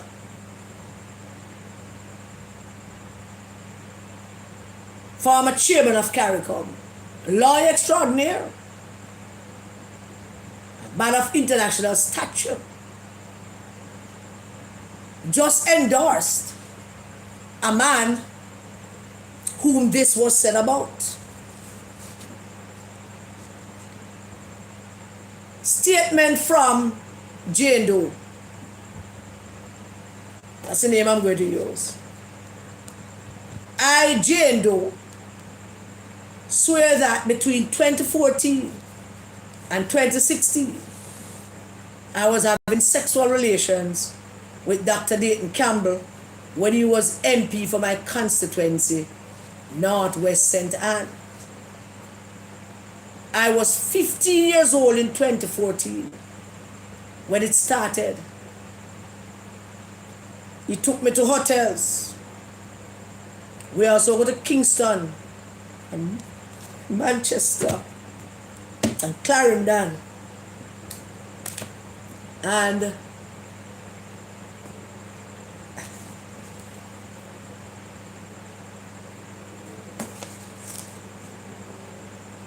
we have sex. I was 15 years old. I met him when he was campaigning to be MP. He came up to my house. He helped my mother and come to the community regular. He gave me money all the time. I told Miss Karen Cross about it when we were at a function at the beach in St. Anne. I told her because I was afraid. And he also liked my other sister who lived with my father and was doing things for all of us. Miss Karen said I was not old enough to make that decision to have sex because I was underage. That's the man that you just endorsed, PJ. You hear me, PJ? That's the man you just endorsed to lead the people to stand in the Parliament of King Charles III and declare himself member of Parliament for the people of Eastern Westmoreland that filled up with a lot of 15-year-old girls. That's the man you just endorsed, PJ. My name is Jado. I know Mr. Dayton Campbell from 2015. He came up to Orange Hill one day. Yeah, I know. And my mother said I should ask him to help me with my school fees. She said I must also ask him for a work for my brother too. I was talking to him and he asked me how old I was. I told him I was soon 15. He said I look big for 15 and my breasts are big, and if I'm sure I'm 15.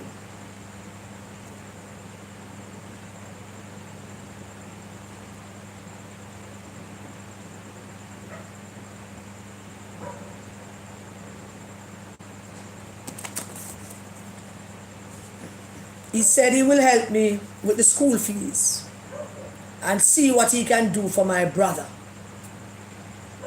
He helped my family and paid my school fees.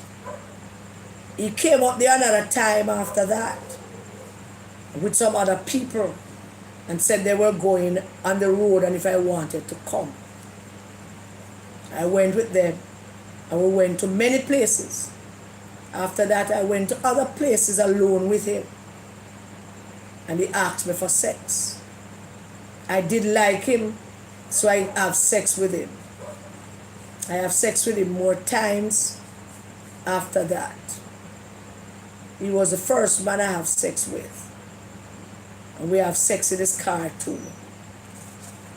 Carried me to Kingston and Manchester with him, was talking at conference, and we go to St. Elizabeth.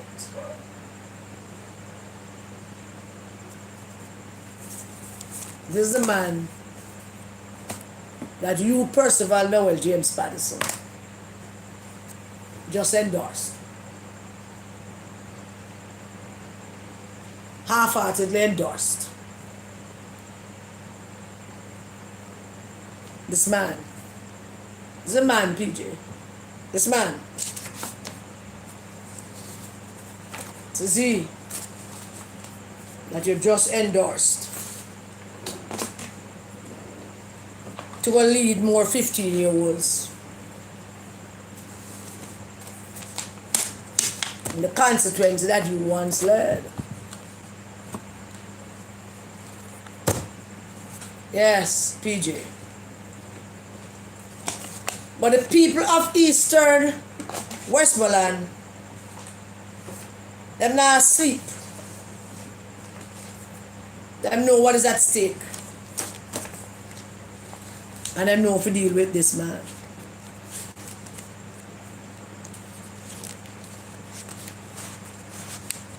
And that is it.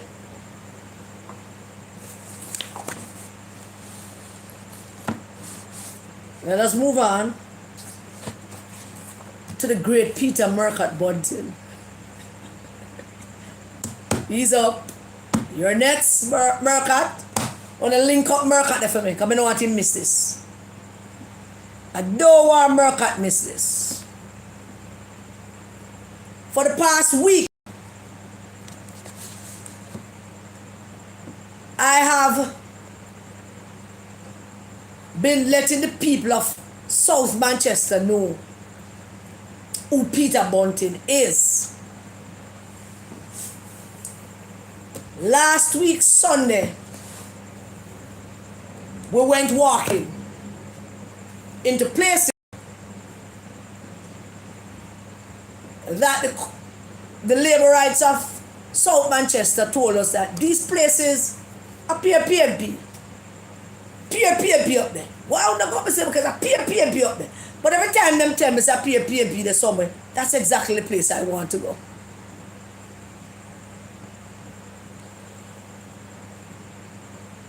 The first person we met at this place called Ratry. You mentioned Ratry, oh, PNP, they vote PNP.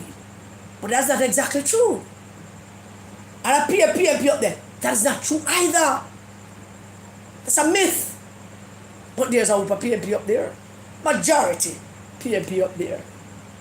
But some people were just so glad to see us. Just so very glad to see us. Hello, Gareth. You told me earlier today that you'll be watching. Now, Gareth is probably my third proposal or fourth proposal that I got from South Manchester. And the proposal is a very good one.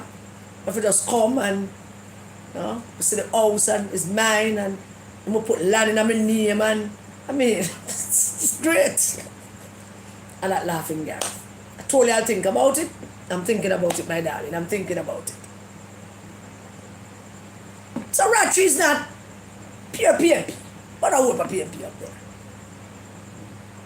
So I met this man. South Manchester, I want to share the live, no? I want to share it. People, I want to share the live to Eastern Westmoreland so that they can pick up that part. And the South Manchester people want to share it. Share it to everybody that would have contacts in the phone with in South Manchester. My new hometown. I may have proposal of land and all kind of things, so don't play. We got this. So there's this man of my kind of descent. Walk up to the yard and say hello, and him answer, and him came out. He came out in him Bunting shirt. Him came out with him armband, them him PNP armband, him arm up orange all the way up to Kazoo. And Bunting ugly smug picture on the back glass of him car. So how you doing, sir? We send away everybody. It's just me and the campaign manager. Me and the talking, the campaign manager started taking in the scene. I said, how are you, sir? I said, I know you. I said, yeah, I'm glad you do. I see you have a Bunting picture on your car. Yeah, you know. So you're PNP? I said, yeah. I said, I'm Bunting and a PNP. Me a PNP, Bunting and a PNP. Bunting a riser. It's the first thing I lick him with. So I say to him, why are you supporting Bunting? Do you know him? Oh, those were the magic words. The good Lord know how to lead these things, you know. You trust him all the time. Just follow. I said, why are you supporting Bunting? Do you know him? And when I said, I meant it in the context of, do you really know this man who just come near constituency and wanted to vote for him? That is what I was trying to get said, do you know him? And him answered me very quick. Yes, I know him. I said, great. So if you know him, you must know then that, it's him a mark goal and cause the PNP to lose the election. At that point, his head was kind of down. And when I said to him, yeah, man, and them cause the PNP to lose the 2020 elections. You never heard about that? But you say you know him, so you must know that. You didn't know? I'm sure you know, man, because you know him. And I proceeded to tell him how that happened. And him looking this no. I decided to just push him a little further. I said, well, you say you know Mr. Bunting, and I suspect you know that. And I'm not new, me I tell you must know that, because you know him. But did you know also that, when he was Minister of National Security, he couldn't secure himself? Some woman and some man tie him up with them drawers and rob him and leave him naked in a hotel room and wait that Mr. Vaz have to see him. You say you know him, so you must know that. Tell me you know that, because you know him. By then the poor man was falling apart. Totally falling apart. Yeah, see you. Let me proceed. And him totally bewildered now. So I said, well, you know him. And I think it's my duty and responsibility to find if you truly know him. But if you know him, you must know those things. Them mash up the party, them sabotage, Peter Phillips will lose the 2020, and then make we in opposition now. And him can't secure himself because, that him go both ways, right? Yes, you know him, man. Don't you say you know him? You must know that. I swear to you. That's exactly the conversation. Ask the campaign manager. Because me and him alone there. So, yeah. I'm saying, well, you know him. So let me just leave you with one other thing. Because you know him and I want to make sure you know everything. Because you say you know him.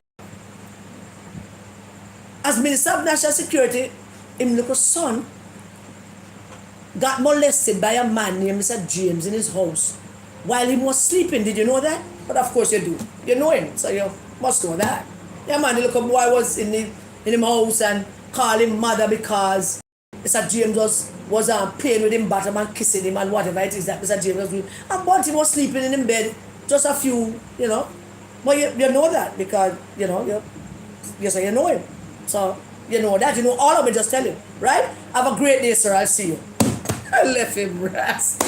I don't think him sleep well last week Sunday night. I don't think him sleep well at all. I left him with that. I saw him, I think, either Tuesday or Wednesday. He still have on him armband, but the Bunting picture never on him care.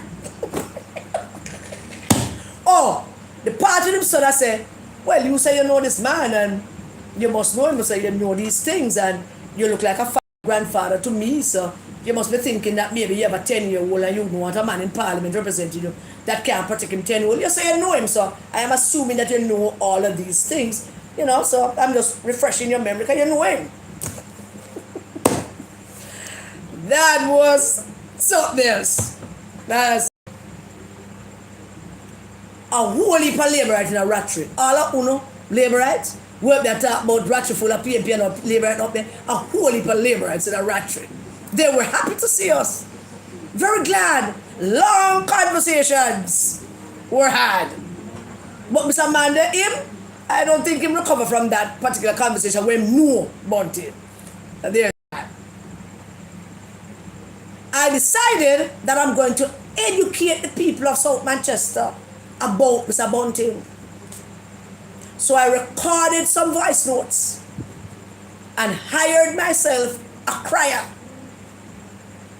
and sent the crier out throughout all of Manchester South to tell people about Mr. Bunting. Everything. Crier man was instructed to thumb drive. He must drive around and play them. Stop at some places and play them several times.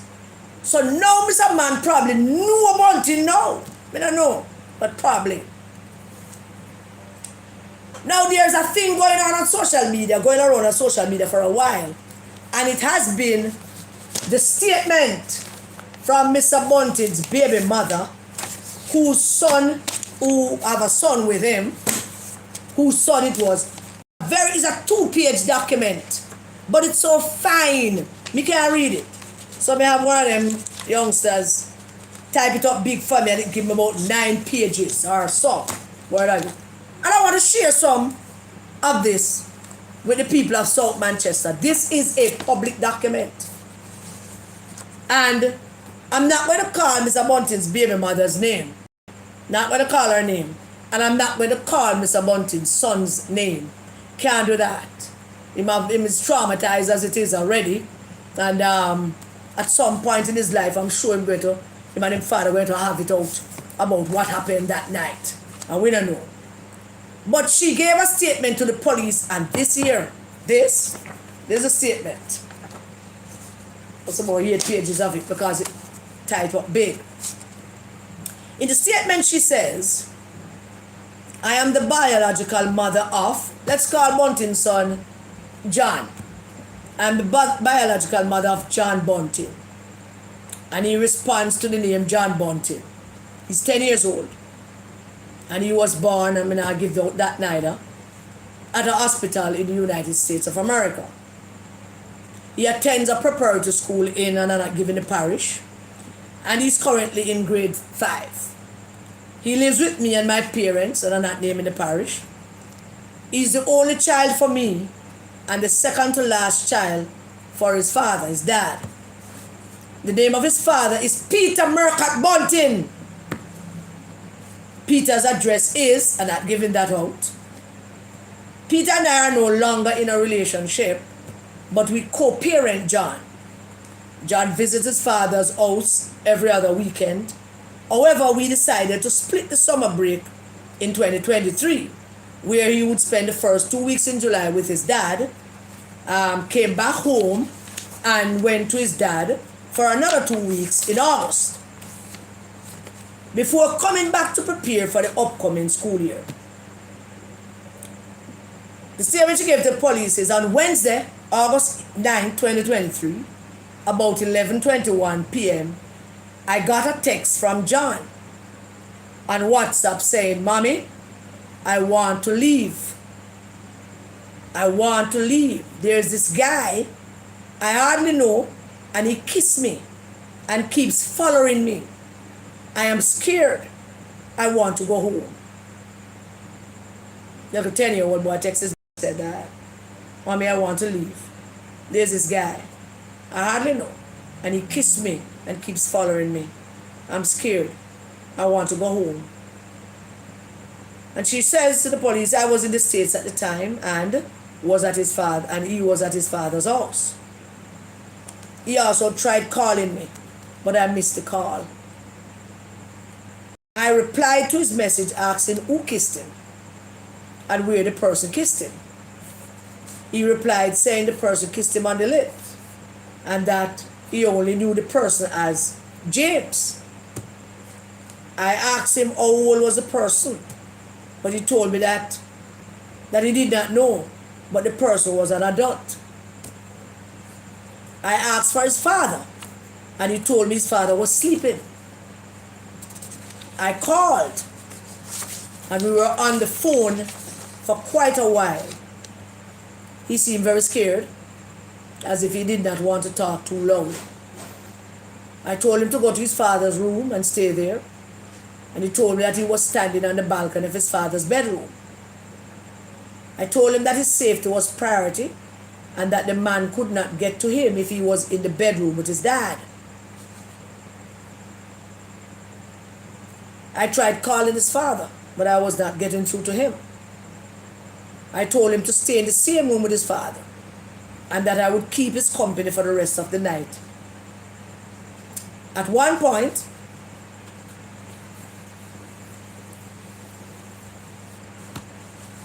he stopped responding to my messages. So I got even more worried. I called my mom to let her know what was happening. I asked my mom to call my son, godmother, who lives in Kingston, to see if she could get a hold of Peter. But she could not get through to him either.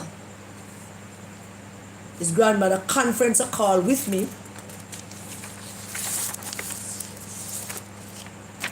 with my mom and Peter's wife and let her know what was happening and asked her to wake Peter and let him know as well. And I won't read anymore yet. I just want to say that the people of South Manchester. This is a woman, seemed to be a young woman too, who gave a statement to the police to say that her ex, with whom she has a son, and that ex is Peter Murcott Bunting, was in his bedroom sleeping while his young son was being sexually assaulted by a man in his own house.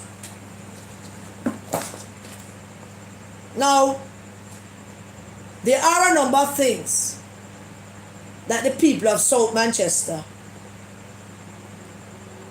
have to ask themselves. Let me respond to this.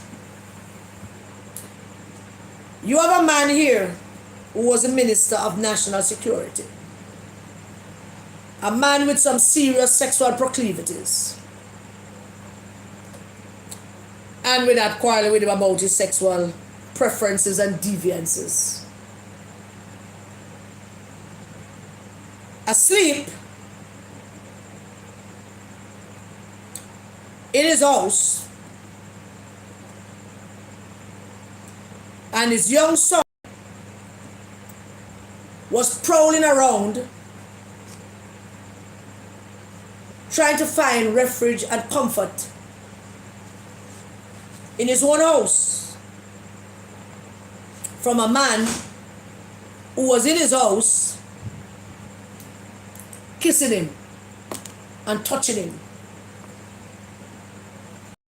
Now, South Manchester, think about this very carefully. Is this the man that my friend in Amupa Orange tell me, say, him no. Him take off the bunting thing of him care after that. My father Orange band them, but take off the care thing. I had a conversation with another taxi man on the same route about this very issue. And I asked him a pointed question.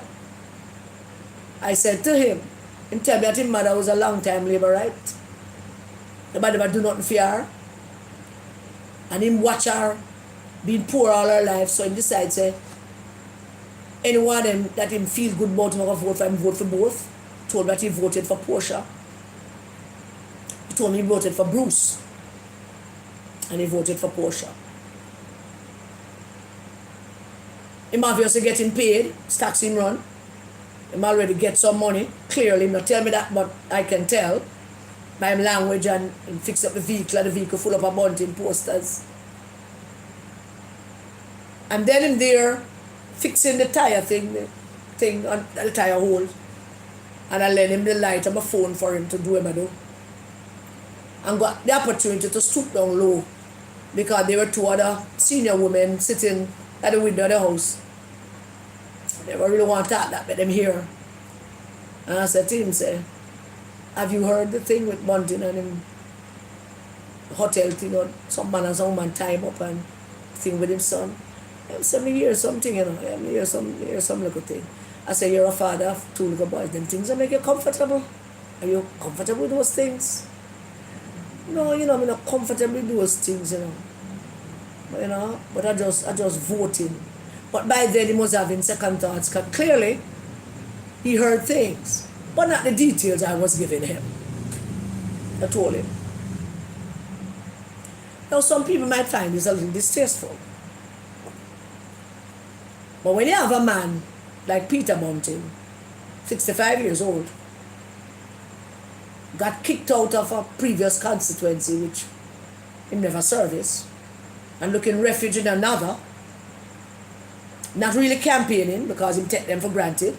He take them either sure that them will give him the vote, or him intend to bite. It is my duty and responsibility as an upstanding citizen, and I am an upstanding citizen. I have been an upstanding citizen for the last 2 years. 2, 3 maybe. 3 years.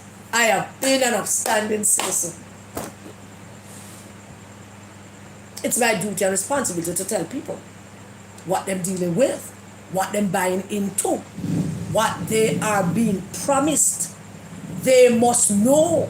They must not be in a position to say, we never know, or me never know.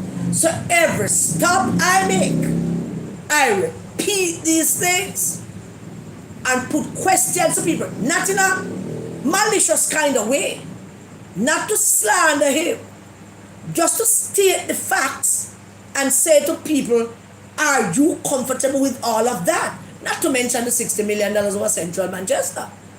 The personal stuff are important because these are the people who are going to be coming to your yard and you're going to interact with, and you have to make a decision if this is what you want for your family and your children. This is a serious decision.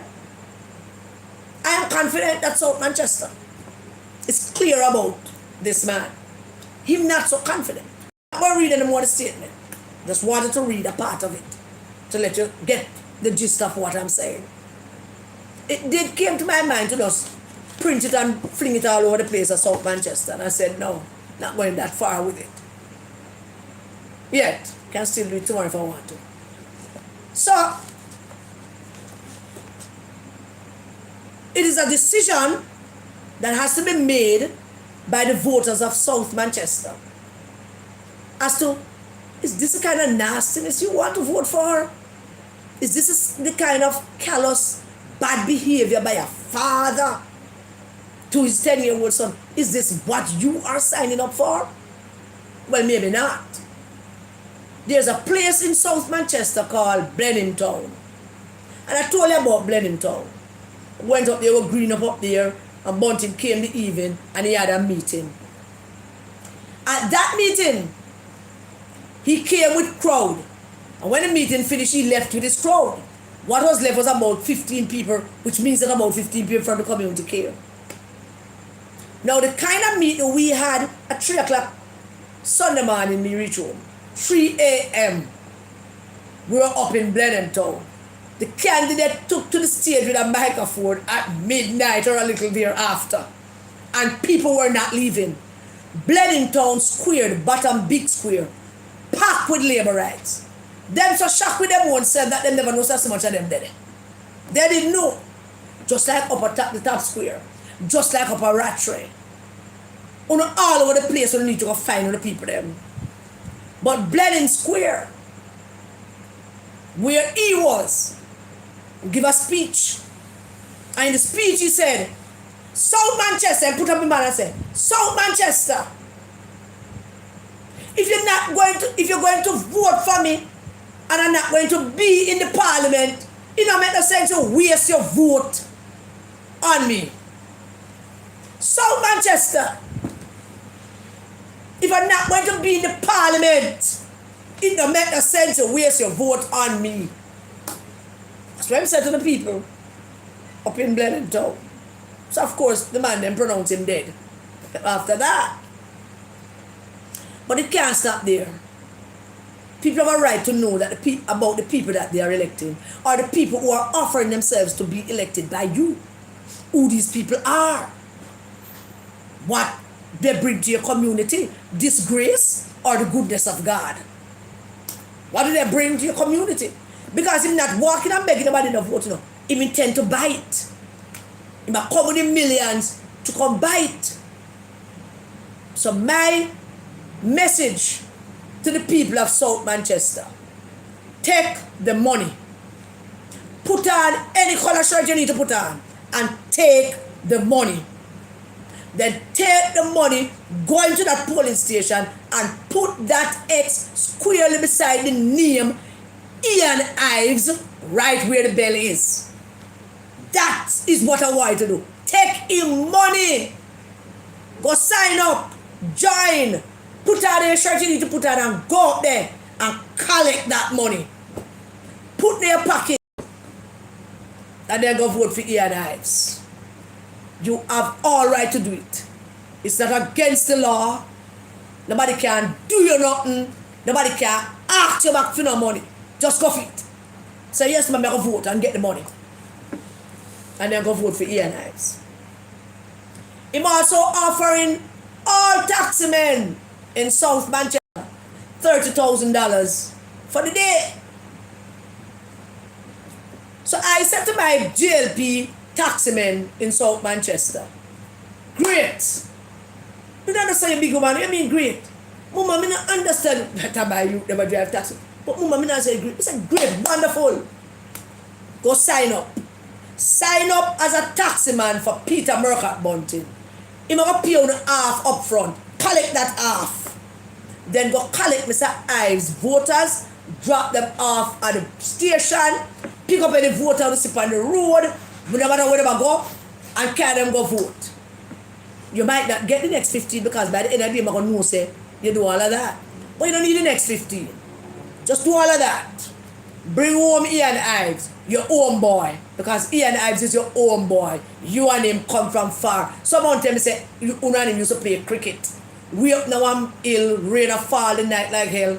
We up there, it's up now on bar. A man a tell me, him not really for the voters list. Well, the voters is them vote over Rhoda. And I say, Mr. Ives used to bat, was the right-handed batsman and him was the left-handed batsman. You buck up a next man and say the same thing about him and Ives. So, all of you want to know Ian Ives. Great guy. Loving guy. God him love him. Full of himself. Sweet man. But vote for him. So all the taxi man have to do is sign up. Just go sign up. Yeah man, more sign up, man. Sign up. You're not getting 12,001, you know. You get probably half. Well, if demand half. And then you go pick up your GLP voters, can them go vote, and if you see the voters are go station panel, you offer them a ride. And then you come to here, we give you 15. But if you're smart enough or if you're clever enough, you probably can go back and get the next 15. You end up with a 45, but at least you end up with 30. And Mr. Ives as your member of parliament. Great deal. Isn't that a good deal? That is a great deal. Sign up. Go and sign up. Every Labour right taximan in South Manchester, go and sign up for Bunting $30,000 thing. Nobody can do nothing. Them can't do nothing. It's legal. It's a legal transaction. You go, you sign up, you get half the money, you carry voters.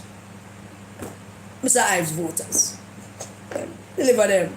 Pick them up back. And then we'll give you the next 15. Just do it like that. Because what Peter Bunting don't understand, I don't think he'll ever get it. And maybe Matalon 500 million, many of them will not get it either. I don't know. They will be successful in some, they won't be successful in others. But this election, this is one of those elections where trying to buy your way throughout the whole thing, targeting people to just buy your way through it, there are some things that money not going to be able to work, help. And Bunting and Dayton Campbell, money not going to help you. Money not going to help you. People have it in for you. People dislike you. Nobody wants you in the King Charles III Parliament. No. So no matter what you come with, people is going to show up against you. Fully against you for what you are. I just read the letter of the two young ladies when I'm saying about Dayton Campbell. I just read half the statement from Peter Bunting, baby mother. How neglectful and wicked and evil, a bad father that he is. But the back said, Mr. James, I'm doing him yard. Hell is Mr. James. Oh, that is why the vice note pan the cry. Ask Bunting who's Mr. James. I'm having fun. Who's Mr. James? And that is what you must do. Now follow him up with that. Him want to buy it? Take him money. Want to buy it? Take him money, man. And show him what you are made of. Let him see you as the decent people that you are in South Manchester. Let him know that him money now going to help him this time around. Let him know. Alright, let's just tidy up couple of things now and see if we can end this. Can I get some water? Everybody alright? Everybody having a good time? I want to talk to them. I'm having a good time. I don't want to hear them anything else, or should I just pack it up? Talk, no man, tell me. Should we end now or should I talk some more?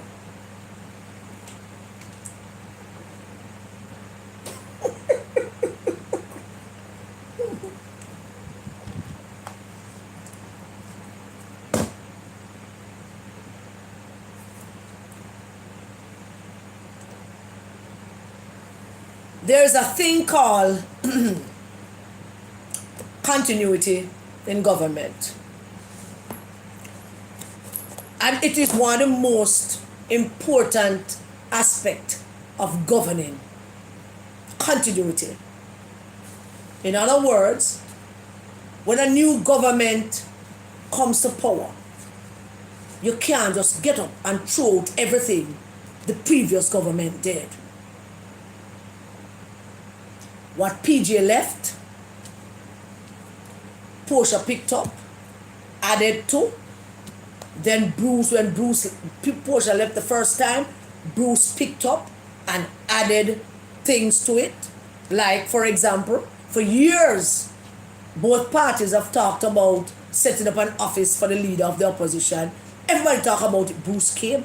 Portia talked about she wanted to do it, but Bruce came and he did. Continuity of government. Then after Portia, Andrew Michael Holness came along. And what he found come as far back as Bruce and Portia and Peter as leader of the opposition. And he built on that, expand it, add new things, make it better. Continuity in government, fulfilling promises that were made by previous government. And yes, it can be used as a political tool, but it's also an important aspect of continuity of government.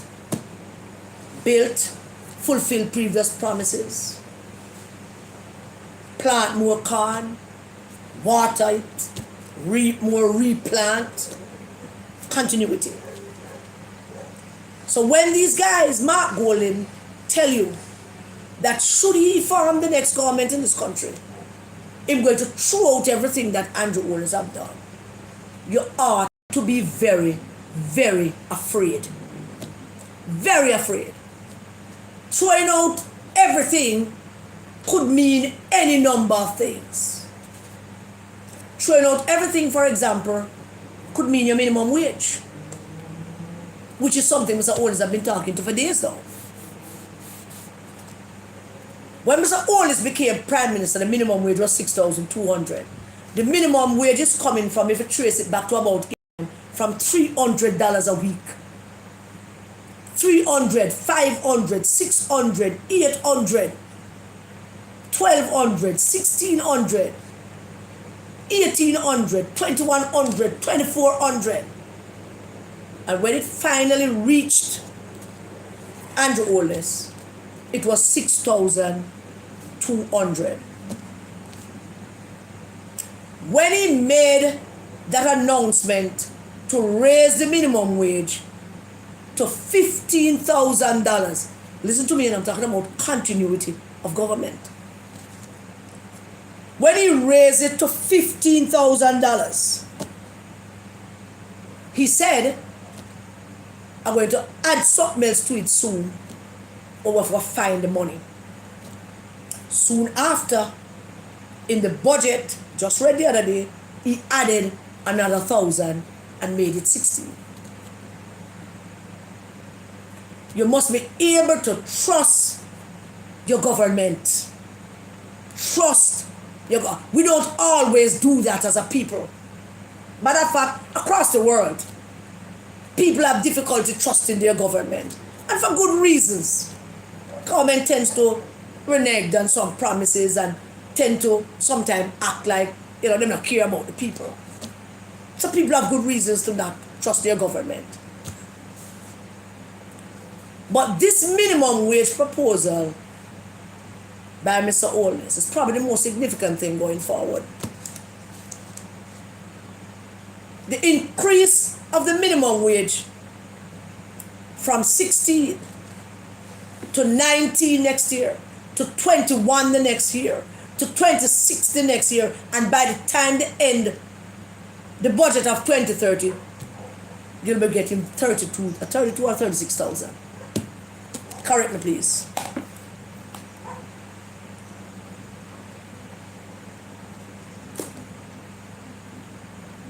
$36,000?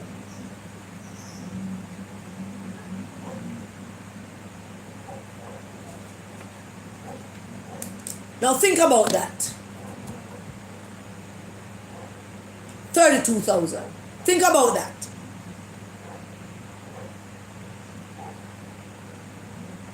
Think about a poor family getting $32,000 a week. Minimum wage.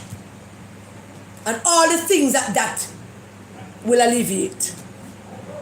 You'll be able to add on that room to move the girls them to their own room and the boy. Add on that room, you'll be able to buy the oxtail and the prescription. You'll be able to spend more money. People will be buying more. And if people buying more, then it becomes competitive in buying, say, scallion or onion. Because if a whole lot more people earning a whole lot more money, spending more money, then scallion will have to come down because the competition to sell it get much higher. We don't know about economics, but we know these little things.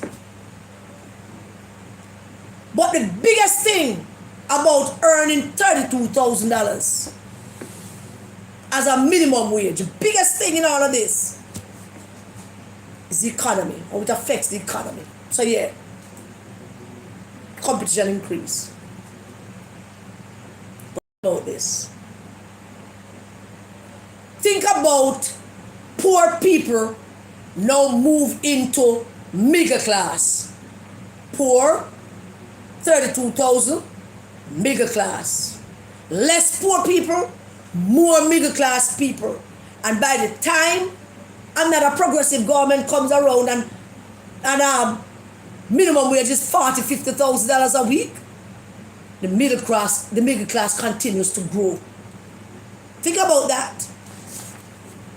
Think about what the Prime Minister just told you about your minimum wage.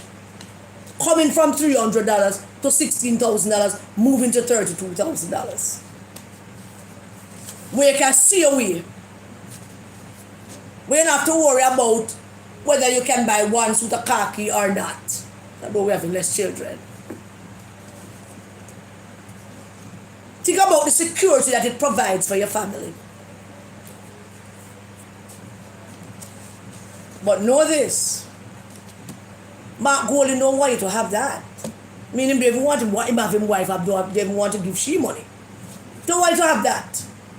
So after Mr. Holness say, as your government, as the leader of your government, I have some responsibilities as your government to make sure you are able to earn more money. You earning more money, the economy will grow, competition will get, more heated. And if competition get more heated, prices will go down lower. You'll be able to do more things because you're earning more money. Independence, happiness, contentment, less frustration, less out of your jaw, more oxtail. Not oxtail, love, but more fish, more shrimp. Think about it. So there is that on that one hand. If there's no other reason, poor people, sometimes you vote against your own damn interest in them. But you can't afford to do that now. $32,000 coming to you soon as your minimum wage. Don't vote against that. Vote for that. Vote for that future. Mark Golding don't want you to have that money. He don't think you should have that money. And it's not me making that up. I'm going to tell you how I know him don't want you to have it. His proposal is not to continue that. Not to make you get that. His proposal is to set up a committee with his Capanari's friend them to meet in our boardroom up in New Kingston in our high-rising building to decide if they deserve it. To set up a committee to look if you deserve it. Next thing you know what I'm saying, I tell you, you live in a concrete house, so you shouldn't get it. Or you have 2 cars, so you shouldn't get it. He might get him tapping our friends them. Them are gonna sit on our fancy board room. Them are gonna drink coffee and drink whiskey and eat nice food and decide if because you build a house, add a room upstairs and a bathroom because the girl turned 15, she needs to have her own room. And because your husband use that car or run taxi and you get one so you can carry pick them at school, they will decide if you deserve that money, if you should have it. A group of people who don't know nothing about it. They don't know your experiences, they don't know your culture, they don't know your life, they know nothing about you, and I bet most of them will be whitish. And they will meet in our room somewhere to decide if you should get $32,000 a week as minimum wage. Yesterday, a mechanic guy live across the road tell me that he has been home a week, get a week leave, because he must have a car, work for this company, a big name company with a big tappanaris man, and him you know, liquid made them get a week off, them take care of the medical bill and all. He's one of the best mechanics in this country to work on certain vehicles. And him tell me, say, I go back to work today, to have a word with man, make him know, say, that money in my pay, not going to work out. I'm Mr. Holness, I talk about big money minimum wage, and him think him should start get that money right now. And I gave him tips as to how to approach it. Mark Golding have pledged and have said and repeated on numerous occasions that should he form the next government, all the good things that Mr. Holness have done for you, he's not going to stop them. Because them tapping people, them Mr. Matalon, them want stuff. So you're not going to be able to get stuff. Come on, people. This is not hard. This is not science. This is not even, I mean, it's ABC. Who looking after my best interest? $32,000 a week. Boy, if my mother was alive and see that, should have walked and tell everybody about it. I could live off of $32,000 a week, minimum wage. I'm a single woman. Yeah. Him now hear that.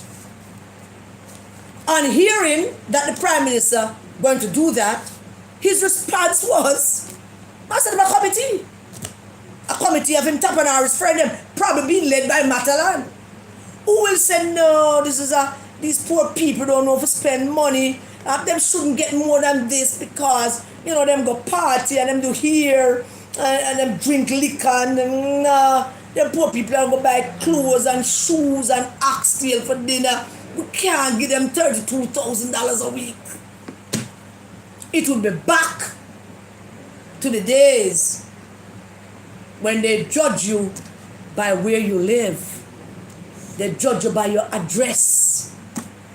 And they will decide who can get 32 and who will stay at 15 or 16. But the Prime Minister is not proposing that.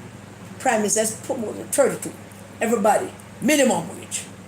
That's it. Nobody can't pay no less than that.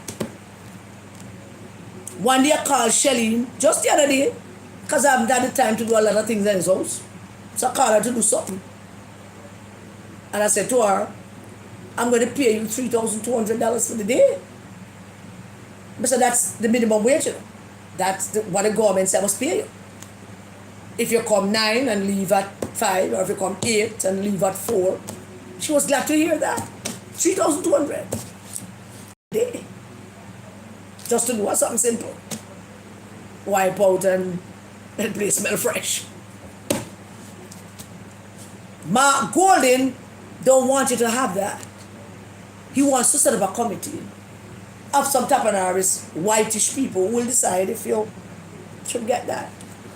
If there's nothing else for you to vote for this minimum wage. Who's going to give it to you? There are a whole lot of things that this increase would do for you. Whole lot of things. Some want to tear down that.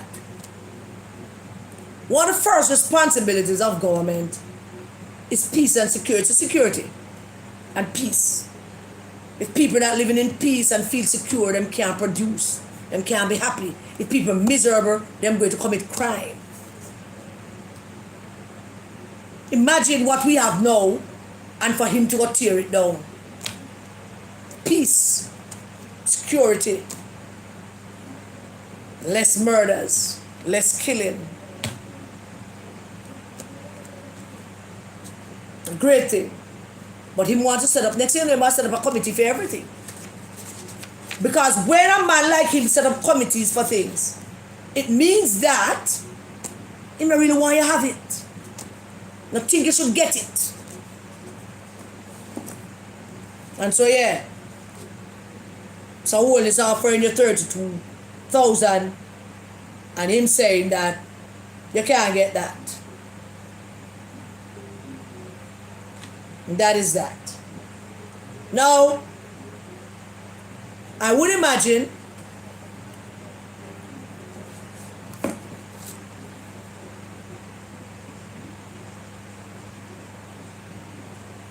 have anybody seen the kitchen sink? When I see the kitchen sink? Because Mark Golden, Dayton Campbell, Peter Bunting, them throwing everything at Mr. Holness, including the kitchen sink. I see the kitchen sink flying past over Manchester one and day there. Kitchen sink, everything out now. Everything them trying to unravel us. Election day is day after tomorrow. It's Wednesday, September 3rd.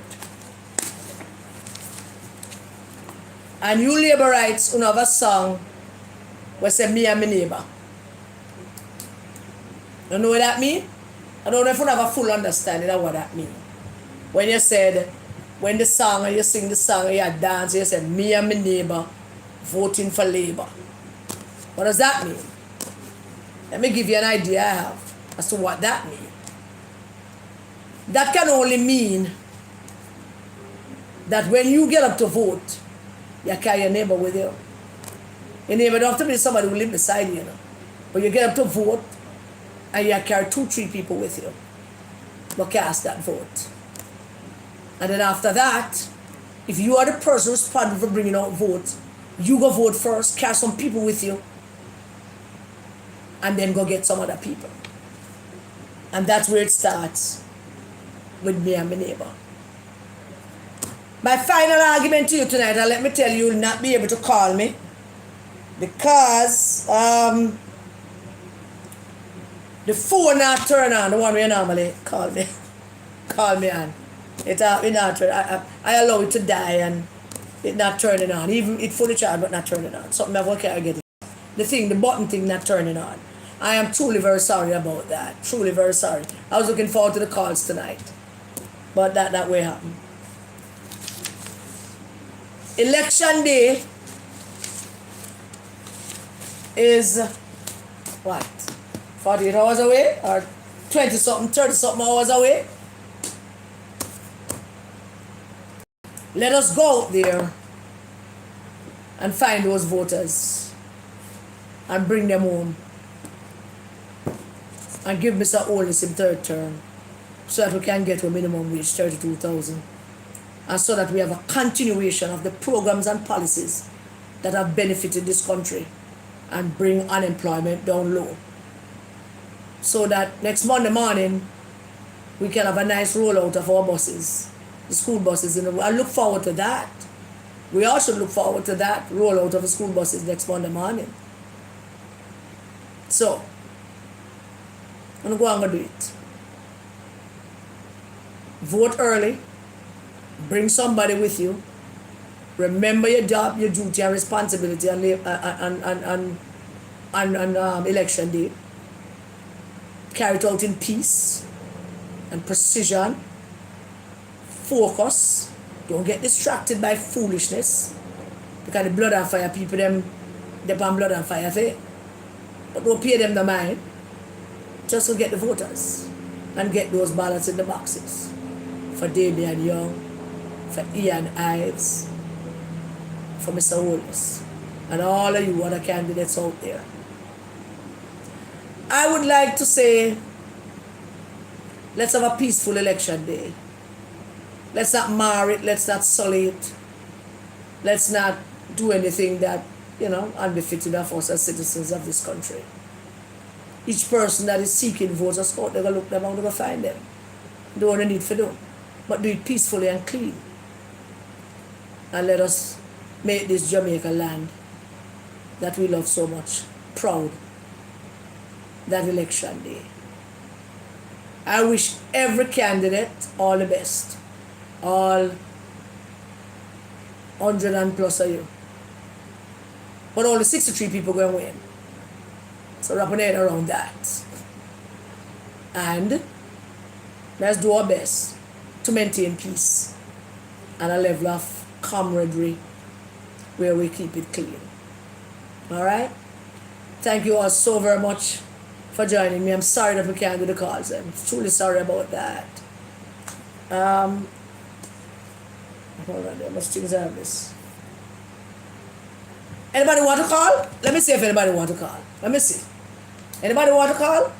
Don't just put up your hand at the live if you want to call. Let me see. And then I will find a way to make you make a one call. One or two call. Good night, darling. Night, Marjorie. Alright, we're not going to do the call thing. Forget it. I will do it again afterwards. Alright, thank you so much for joining me. Thank you so much for keeping this clean and peaceful. Thank you all for making this election just such a peaceful and calm one. And let us go out there and cast those votes and return Dr. the Honorable Dr. the Right Honorable, the most, yeah, you me left it there, man. Make we return Andrew Michael Holness as Prime Minister of Jamaica. Jamaica deserves this third term. God bless you all. Stay safe, everybody. Keep the children safe. Good night. Yeah.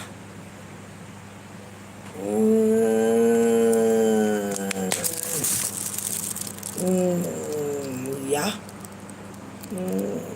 I'm trying, yeah. There.